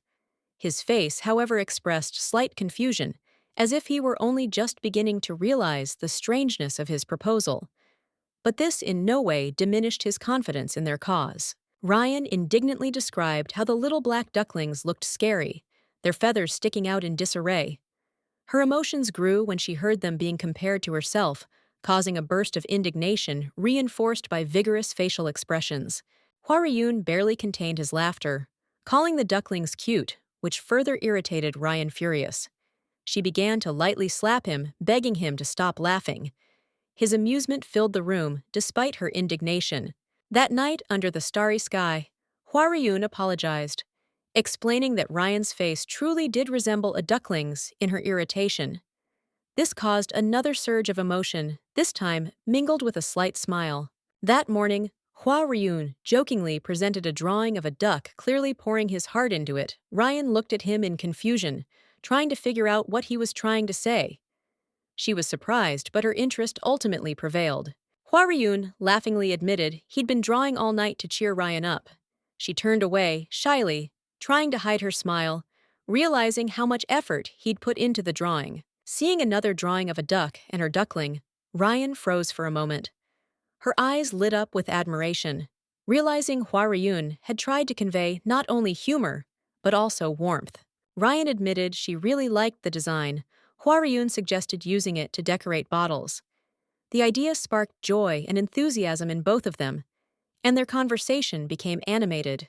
They discussed the plan for decorating the bottles, with a new design cheerfully pondering how to persuade the master. Hua Ryun, confident in his diplomacy, prepared for the negotiations. The master expressed dissatisfaction with the expense, but Hua Ryun confidently continued to convince him that it would be a wonderful addition. Ryan watched his confidence and couldn't help but smile. By the end, Hua Ryun, beaming with joy, remarked that the master would certainly agree with his explanations. Their interaction filled the room with light laughter, uniting them even more. Ryan prepares for the party, deciding that these clothes should be enough for her. She asks the nanny to pack up all the remaining clothes, leaving a cozy, slightly magical atmosphere in the room. Her determination shows how much she wants to contribute to this event. The nanny, seeing Ryan, admires how beautiful the girl looks in her dress. But Ryan says she's not as cold anymore, and the dress has become too small. This moment reflects her growth, both internal and external, and her desire to move forward. The nanny worries that the girl hasn't fully recovered, but Ryan assures her that she has plenty of other clothes. This underscores her determination and willingness to let go of the past to create something new. Hua Ryun enters the room and asks Ryan what she plans to do with the clothes. The girl explains her plan to sell them to make mandu and distribute them during the holiday. Her kindness and concern for others are especially evident. Hua Ryun is surprised that Ryan won't celebrate her birthday, but the girl says that mandu is enough for her. This moment demonstrates her modesty and desire to share happiness with others, even if it's her special day. Ryan, with a sparkle in her eyes, asks Hua Ryun if he's tried their family mandu. Her energy and enthusiasm are infectious, and her love for life's simple joys makes her especially sincere and touching. Ryan says her family made mandu every year for her birthday and then distributed them on the streets. When she was sick, her parents prayed for her recovery by distributing food. This story is filled with warm memories and family care. Hua Ryun admits he once tried their mandu, which delights Ryan. Her joy and genuine interest make the moment very lively and emotional, demonstrating how important family traditions are to her. Hua Ryun ponders fate and its existence, recalling the taste of mandu. This moment is imbued with a philosophical undertone and hints at how small events can connect people and change their lives. At the end, Hua Ryun, smiling slightly, acknowledges that the mandu were indeed delicious. His recollection of this simple pleasure highlights how food can bring not only flavor, but also warmth, joy, and connection between people. Ryan enthusiastically discusses the possibility of throwing a real celebration with Hua Ryun. However, the boy is skeptical that they're practically out of money after their recent expenses. His words are like a cold shower for the girl, but she doesn't lose hope. She cheerfully reminds them that they recently signed a contract to sell a product called Blue Lotus. Ryan is confident this will save their financial situation and looks forward to the profits they can use for their own purposes. Ryan imagines Blue Lotus sales bringing in a steady income. Her imagination paints a vivid picture: beautiful bottles of ointment that promise to be the source of their success and wealth. The girl hopes that Kyung-Wee Hak, an influential figure, will recognize the potential of their product. She imagines Blue Lotus becoming popular, and the thought brings her genuine joy. Her eyes light up, and she confidently proclaims that they will become rich. Her words are accompanied by a vivid visualization of mountains of gold coins surrounding Ryan, emphasizing her optimism and ambition. Ryan shares her plans, If they start earning money, they can throw a party for Hua Ryun's birthday. Her enthusiasm is infectious, but the boy remains unmoved and even a little embarrassed by her initiative. She reminds him that if he keeps his promises, the celebration will definitely take place. Ryan sincerely believes in his abilities and persistently promotes her idea, convincing him to participate. However, Hua Ryun is surprised by her persistence and casually mentions that she doesn't even know when his birthday is. The girl is stunned by this admission, but immediately suggests throwing a party right now. Ryan decides to choose a date for the celebration, suggesting September 15th. Hua Ryun, seeing her determination, calmly agrees, leaving the decision up to her. Her joy and energy are unwavering. Suddenly, she realizes she's just dreamed up a birthday for Hua Ryun. Her eyes sparkle with excitement again, and she prepares to make her dreams come true, no matter the difficulty. Young Hua Ryun, slightly surprised, watched the proceedings in the hall. His stern gaze emphasized his thoughtfulness as he pondered the actions of young Ryan. Her unexpected initiative made him wonder how much she had changed recently. Hua Ryun's curious gaze never left the stage. Ryan, with a beaming smile, handed out food to people on the street. Her joy and sincerity were evident to everyone. Those standing nearby couldn't help but smile back. This image of the brown-haired girl genuinely trying to help others was truly touching and inspiring. In the shadows of the building, Hua Ryun pensively discussed Ryan's unexpected behavior with a subordinate. He still couldn't believe the girl had so easily given up her birthday to help others. It was surprising to him, as he was used to seeing her in a completely different light. Reflecting further, Hua Ryun wondered whether it was worth organizing a celebration if Ryan herself didn't enjoy it. His dubious interlocutor tried to convey that celebrations were important for the family's status. However, their conversation underscored how little they knew about Ryan's true desires. The man insisted that foregoing the celebration could affect how others perceived their family. Hua Ryun, disagreeing, said only fools would judge them for it. Hua Ryun's words were full of confidence, but his interlocutor clearly doubted such a decision. Hua Ryun finally admitted there was merit to these arguments. People tend to judge by appearances and actions, even without knowing all the details. Reflecting on this, he walked to the window and looked out into the distance. His gaze revealed determination and a desire to figure out the right course of action. Despite all his reflection, Hua Ryun began to wonder how much money they'd saved by not throwing a party. His slight grin and the glint in his eyes suggested he'd finally found a silver lining in the situation, even if his companion looked puzzled. Meanwhile, Ryan and Danmok were enjoying a quiet evening over a meal. The dishes on the table were simple but delicious. Ryan reflected on how their routine had changed since their last training session. Everything that was happening seemed a little monotonous, yet somehow comforting. Danmok, sitting across from Ryan, asked her if she had ever seen a shooting star. He described how they fly by from far away, disappearing as quickly as they appear. His words were steeped in wisdom, making Ryan reflect on the transience and significance of moments in life. Looking at the night sky, Ryan realized the importance of simple moments of happiness. In Danmok's words, she felt not only wisdom, but also hidden encouragement. Looking at the stars, the girl realized that sometimes the most important things are hidden in the little things we often overlook. Ryan, admiring the festively laid table, reflected on the importance of atmosphere and meticulous preparation in any undertaking. She raised her chopsticks thoughtfully, as if trying to capture the elusive essence of perfection. However, her gaze betrayed a slight bewilderment at the scale of the task ahead. Her hand trembled slightly, as if the chopsticks had suddenly become heavy. The simple movement proved challenging, causing confusion, but also determination in the girl's eyes. She sensed that simplicity can sometimes be deceptive, and her efforts required more than they seemed at first glance. Activating her unique ability, 5 stars, Ryo-on immersed herself in a world of sparkling energy that seemed to infuse her with new strength. The bright streams of light captivated her as if opening up new horizons, demonstrating that even setbacks can be turned into advantages. Danmok, watching his granddaughter, pondered her actions. He realized that the essence of shooting stars was much deeper than mere superficial ease.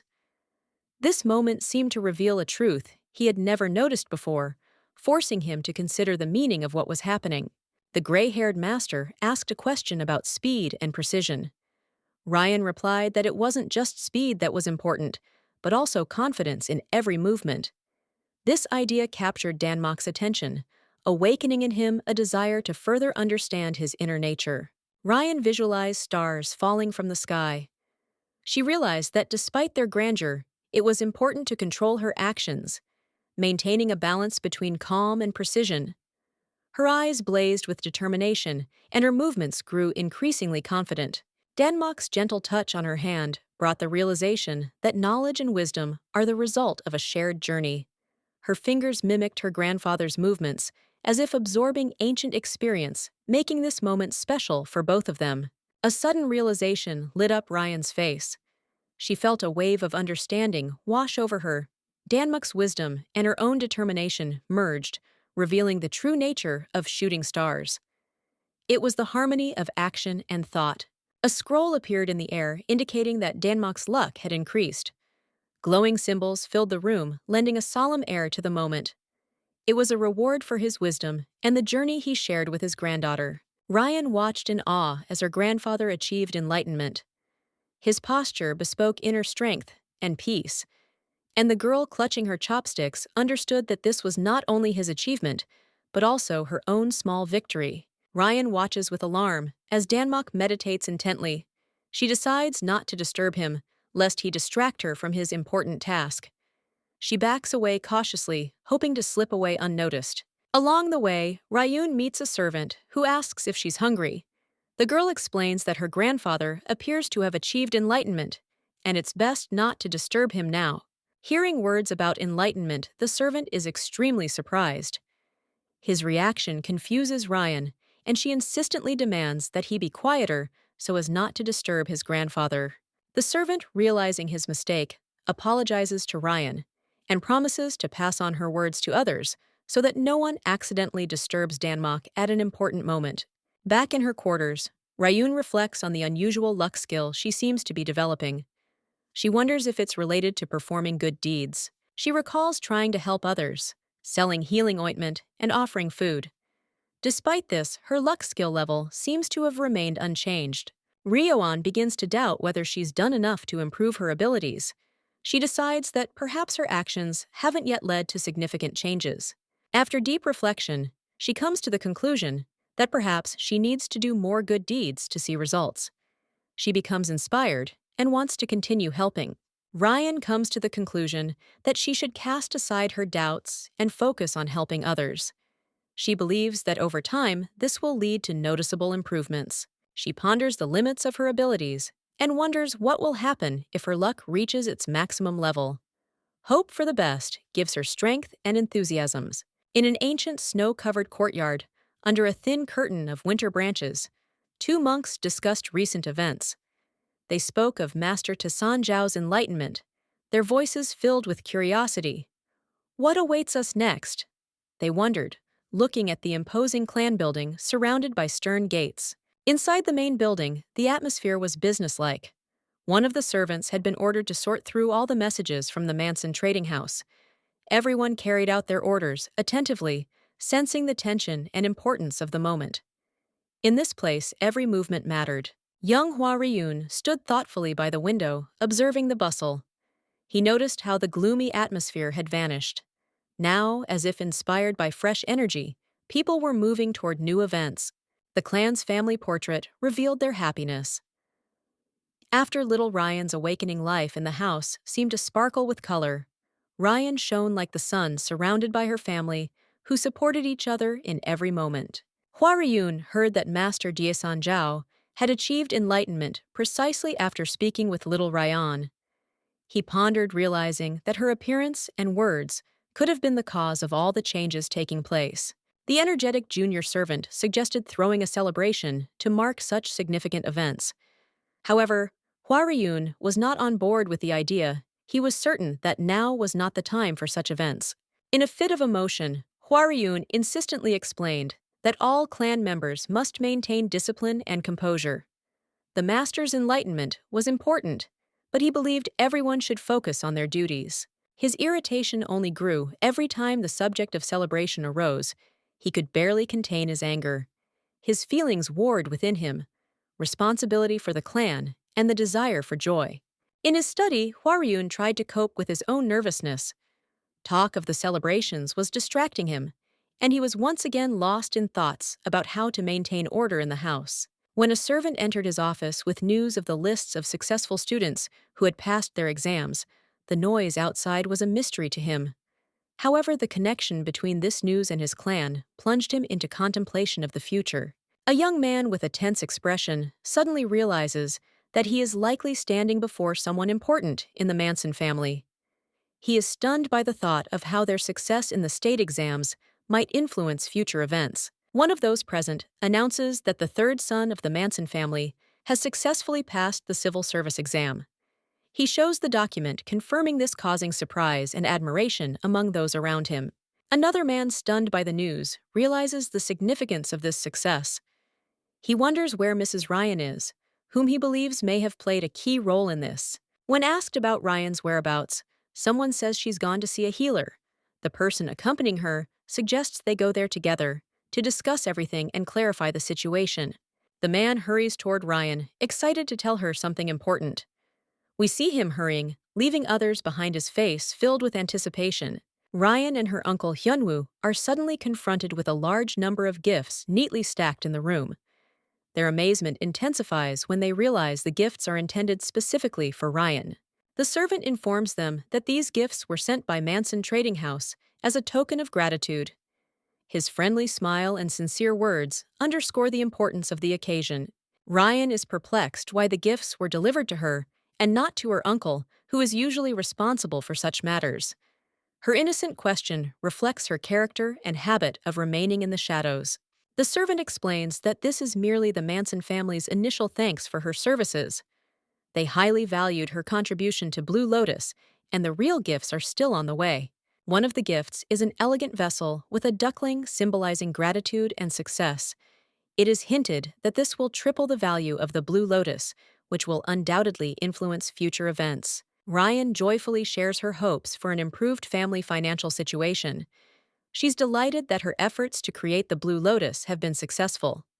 Her enthusiasm is infectious, and Hyunwoo teases her niece, saying, "The flower isn't as wonderful as she thinks." Hyunwoo laughs, suggesting it's not Ryan's talent, but perhaps just that her uncle is very smart. He corrects her, reminding her that the youngest son of the Gyan clan should be addressed as Lord Gyan Ryan. Sheepishly corrects herself, pleased by the kind advice. Hyunwoo explains that he is her true uncle, and the other man is the clan's youngest son. Smiling, he shows Ryan an elegant white jade flute. Her eyes light up with delight at the exquisite object, and she eagerly awaits the opportunity to examine it. Hyunwoo is slightly jealous when she notices Ryan calling another man uncle. He reacts sharply, emphasizing that he is Ryan's only uncle. She laughs at his emotional reaction, but this only serves to bring them closer together. Hyunwoo hands Ryan a jade flute, her hands trembling as she reaches for the gift. She takes the instrument, admiring its delicate craftsmanship. The atmosphere fills with warmth and joy, revealing the genuine bond between uncle and niece. Taking up the flute, Ryo-an notices how her energy begins to fill with life force. Her eyes widen in surprise, and she realizes that this instrument possesses magical properties capable of restoring energy. Hyunwoo explains that among the gifts sent, the flute was the most precious. He's proud that Ryan now owns such a rare and beautiful item. This further strengthens their bond, reminding them of his care. Hyunwoo mentions that he can play the flute too, though not as well as his brother. He decides to mention this to pique Ryan's interest, adding a warm note to their conversation. Ryan smiles, feeling her uncle's support. Ryan offers to teach her the flute and asks Uncle Hyunwoo to play the pipa for her. Hyunwoo agrees, assuring her that he's the best pipa player in their family. A light and cheerful atmosphere, filled with mutual inspiration, develops between them. Ryan ponders how she will celebrate her next birthday. She suggests decorating lanterns with paper flowers, so they burn all night. Her uncle agrees with her idea, seeing it as an opportunity to make the occasion unforgettable and joyful for everyone. Ryan excitedly shares her thoughts about the upcoming celebration with Hyunwoo, her eyes shining with enthusiasm. She dreams of making it special, as it will be her first celebration in a long time. Hyunwoo, smiling, understands how important this moment is for Ryan and supports her, recognizing how happy she is now. Hyunwoo, looking at Ryan, recalls the past, when holidays in their home were rare due to her illness. His smile warms for now. Ryan is healthy and full of life. These thoughts fill him with pride and joy for her recovery, for she deserves the best. Ryan reflects on how Hyunwoo had to hide his cheerful nature back then, so as not to worry her. She's grateful for his patience and care. Looking at his sincere smile, she realizes how much her uncle changed his life for her, and tenderness flares in her heart. During their conversation, a slight awkwardness occurs. The flute Hyunwoo was holding suddenly falls. Ryan, rushing to catch it, nearly loses his balance. The moment sparks a light laugh and adds warmth to their conversation, reminding them how easily they can support each other. Discussing what happened, Ryan is amazed at how incredible her uncle is. His ability to solve complex problems and maintain order in their home amazes her. She begins to see him not just as a relative, but as a wise mentor. Hyunwoo reflects on how much hardship her illness caused him in the past. He recalls how he tried to appear carefree so as not to worry her. His thoughts overflow with pride for helping Ryan get through difficult times and return to normal life. He decides to give Ryan the flute despite its value. Hyunwoo, his assistant, worries that it's too generous, but he's confident the gift will symbolize her new life. He's delighted to be able to do something special for her. Ryan recalls how last time she dealt with a difficult situation, she demonstrated her strength and determination. That incident, like her current achievements, was made possible thanks to her uncle's support. She realizes their bond has grown even stronger. Hyunwoo admits that it's difficult to hide anything from her father in their home. However, everything that's happening has its explanation. He feels that his pride in Ryan's success outweighs any potential risks associated with his generous gestures. Hyunwoo decides to take care of Ryan's brother by ordering new clothes for him. This gesture symbolizes the unity of their family, where everyone is ready to support each other. He hopes this gift will be an expression of their love and care for their loved ones. Ryan, with a serious expression, reflects on the importance of managing sales volumes. Her stern gaze and determination convey a sense of responsibility and determination to master the difficult task. Her attire emphasizes her status and the weight of her responsibilities. Having calmed down, Ryan notices a duck floating on the water. An unusual movement in the water catches her attention, and she looks at the scene curiously. Hyunwoo, standing nearby, asks her what's wrong, expressing concern. The girl's attention is focused on the little duckling, who seems strange to her. His awkward appearance evokes mixed feelings in Ryan, who stares at him intently, trying to figure out what's wrong with him. Ryan wonders if her grandfather sees her as the same clumsy creature as he often calls her, an ugly duckling. Hyunwoo, trying to console her, points out that the duckling isn't ugly at all, just different. Despite the words of comfort, Ryan indignantly continues to insist that the duckling is indeed scary. Her reaction becomes almost comical as she points at the duckling in fear. Hyunwoo smiles and tries to reassure her, calling the duckling cute. Hyunwoo tries to share his thoughts about how animals are often only interested in food, but Ryan always seems to be an exception. Her love for the duckling, despite her initial impression, begins to emerge. Ryan's opinion gradually changes. Seeing the duckling reaching out to her, she smiles, recognizing how cute he truly is. The moment is filled with warmth and symbolizes acceptance. Suddenly, Ryan learns that her grandfather Danmok has completed his enlightenment. Her face lights up with surprise and excitement, realizing that this is a momentous occasion that could change everything. Flashing with sudden realization, Ryan rushes toward her grandfather, her determination and excitement palpable. Hyunwoo barely manages to react, calling out to her, but is powerless to stop her. Ryan, bursting into the room where Danmok is sitting, tremblingly pronounces "grandfather." His calm image in the shadows of the room and her bright silhouette against the light create a contrast symbolizing the meeting of two generations, and the beginning of a new chapter in their relationship. Danmok, dressed in traditional garb, warmly greets his granddaughter, Ryan. His expression is one of joy, and a soft light sparkles around him, creating an atmosphere of comfort and warmth. He thanks her for her visit, his voice full of tenderness and respect. Ryan, trying to show concern, hands her grandfather a cup of fragrant tea. Her hands hold the cup carefully, her gaze full of anticipation. Danmok accepts her gesture with a smile, seeing her sincere desire to please him.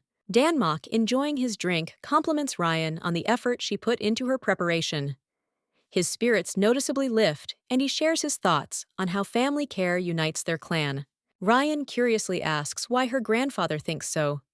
Danmok, noticing her genuine interest, becomes thoughtful, and a subtle aura of magic surrounds their conversation.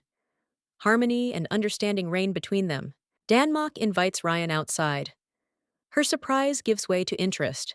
She doesn't understand what her grandfather is planning, but his confidence makes her want to follow him. Danmok explains that, thanks to Ryan, he has achieved a new level of enlightenment. He feels it's only right that she be the first to see the fruits of this achievement. His voice is warm and grateful. Outside, Ryan sees her grandfather demonstrating his skills.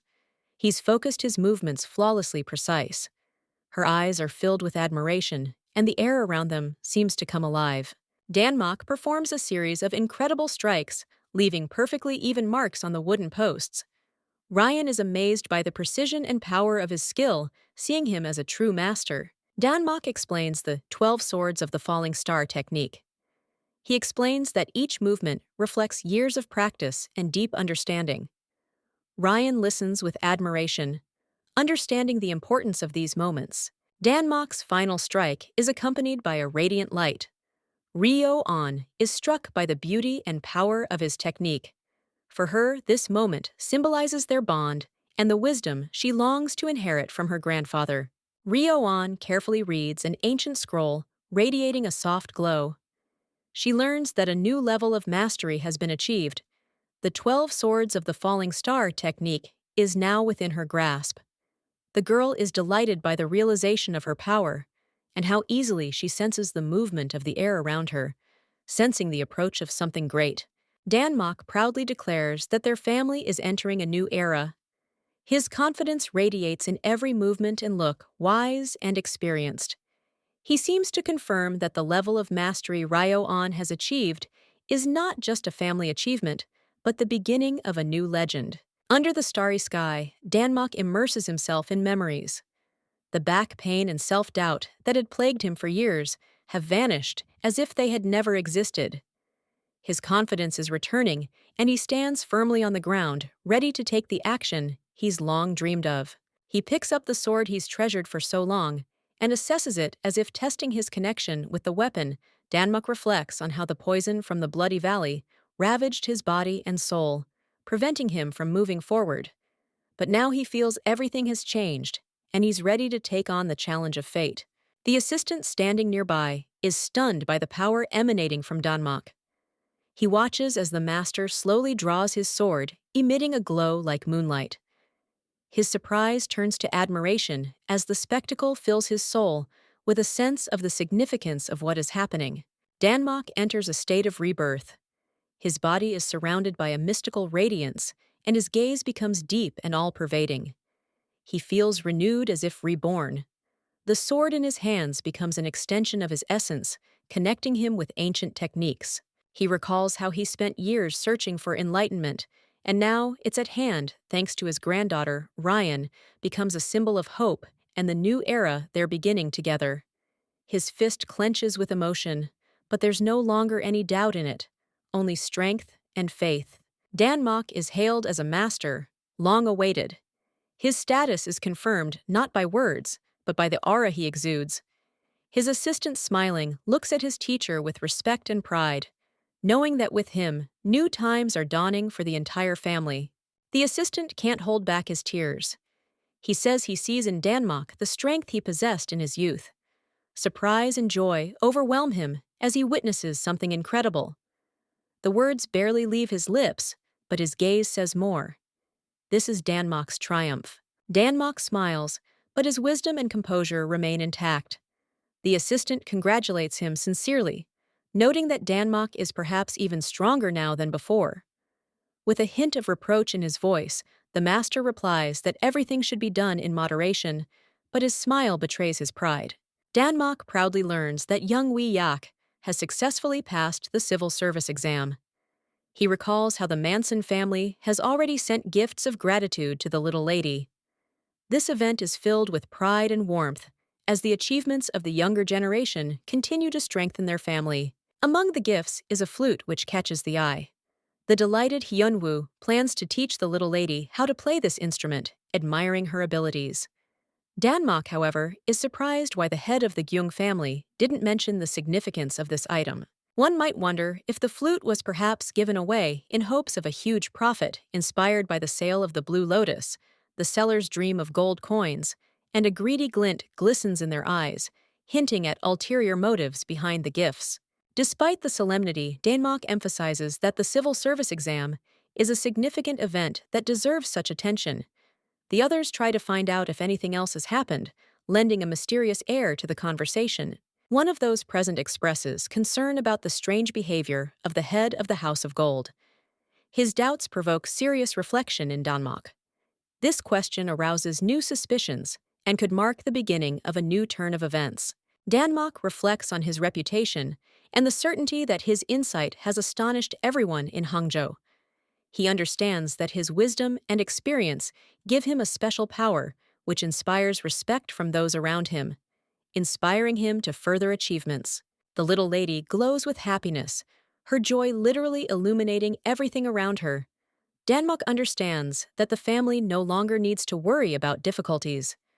This peaceful realization strengthens their spirit and confidence in the future. Looking at the lady holding the instrument, Danmok feels the light return to their family. It's a symbol of rebirth that will illuminate their path even more brightly. The family is filled with a sense of unity and hope for the best. Danmok decides to send people to Henan province. This location seems important for further developments. His assistant clarifies whether this refers to the Murim alliance, which creates intrigue and adds tension. The story shifts to a mysterious narrative.